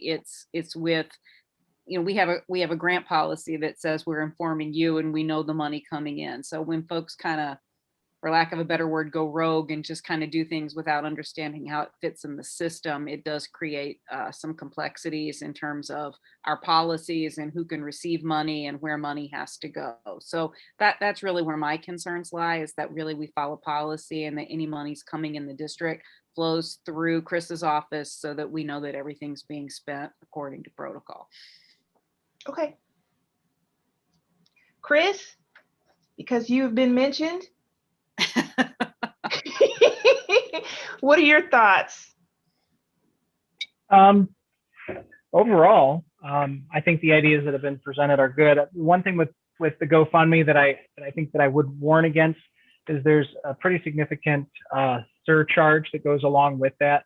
So I don't know the exact percentage. At one point, I think it was somewhere around that 15%. So with any fundraiser that we do that goes through a third party, this includes our Square and PayPal payments. There's always a little bit of a premium that we pay as a result of that, a cost to us. So any of those in-person fundraising efforts, I think, would net us the greatest amount of return on our contributions that we receive. However, there is something to be said for the crowdsourcing and the overarching reach that one can achieve as a result of that. So we just have to balance that. I just like to mention those things as we go into these types of endeavors, just so everyone's on board and understands the implications of their decisions. So Nikki, maybe what we're saying, it sounds like it's a great idea to do that, but maybe we figure out if GoFundMe is the right avenue. But either way, we're saying, yes, we support doing it, obviously, and doing it in a way that gives people access to making that work out. So you'll just figure out which is the best avenue to do it through. Can we put this on the next work session that we have? And by then I will have some options for you all and kind of just tell you what the fees are, and then we can go from there. Because what I'd like to do is try to get this out ASAP, even though we haven't asked for seniors to, submit their application and essay and stuff. I still want to start making money, or like bringing money in for the scholarship. So we're not stressing in April. Okay. Then that's it. Thank you guys. And I'll keep working with Ed. And Ed, I'm sorry. I know Ed's so kind, y'all, because I know he has so much other stuff to do. And I'm like, oh, Ed, hey, here's something else. So thank you, Ed. I appreciate that we're talking about this in February, though, and not like, the end of March or early April, where we sometimes have been. So thank you for putting this top of mind. And I think we can figure out something that will work best from a finance standpoint. And I agree that making a bigger deal out of it is important, not just this year, but like for future years to come, because I think it's an important thing that embodies kind of who we are as MRH and the graduates that come out with the cornerstones and everything else. It's critically important. So I appreciate us working on this now.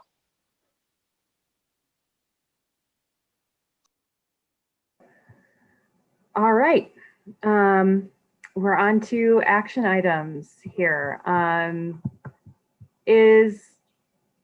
a clarifying point before we get into action items here, Roxana, I think there's been some question about the urgency of the vote around sports, and it's, you and I obviously have talked about this in advance of the agenda this evening. It's my understanding that sports will be able to practice. We will be taking our vote on whether or not competition and games would be played at the work session. Am I tracking that correctly, or do we? That's my understanding as well, that currently you've allowed practices in all sports. So practices would commence and your vote would be ahead of games. We wanted to take your temperature, give you time to think about it. It really is at the board's comfort level. What you're really voting on is whether they're allowed to participate in competition.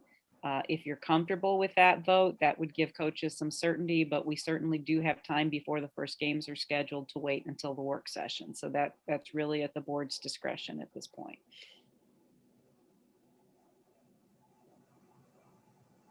All right. We will move forward then with the action items as listed here. Do I have a motion on the technical theater course proposal? Move to approve the new course proposal, technical theater, as presented. Second. Thank you, Brandy. Thank you, Nikki. All those in favor say aye. Aye. Any opposed? Motion passes. Board policy DD. Move to adopt board policy DD as modified. Second. Thank you, Brandy. Thank you, Nikki. All those in favor say aye. Aye. Any opposed? Motion passes. Preschool and Discover Club fee schedule. Move to approve the preschool and Discover Club fee schedules as presented. Second. Thank you, Wes. Thank you, Nikki. All those in favor say aye. Aye. All right, budget amendment. Move to approve the budget amendment as submitted. Second. Thank you, Wes. Thank you, Brandy. All those in favor say aye. Aye. All right, motion passes. Public education resolution. I move to adopt the public education resolution as presented. Second. Thank you, Nikki. Thank you, Brandy. All those in favor say aye. Aye. And motion to go into executive session. I move to enter executive session in accordance with section 610.021, subsections 3, 9, and 13, in section 610.022 of the revised statutes of Missouri on February 18th, 2021 for the following specific reasons: personnel matters. Second. Thank you, Nikki. Thank you, Brandy. All those in favor say aye. Aye. Aye. All right, open meeting is adjourned. See you all in closed session.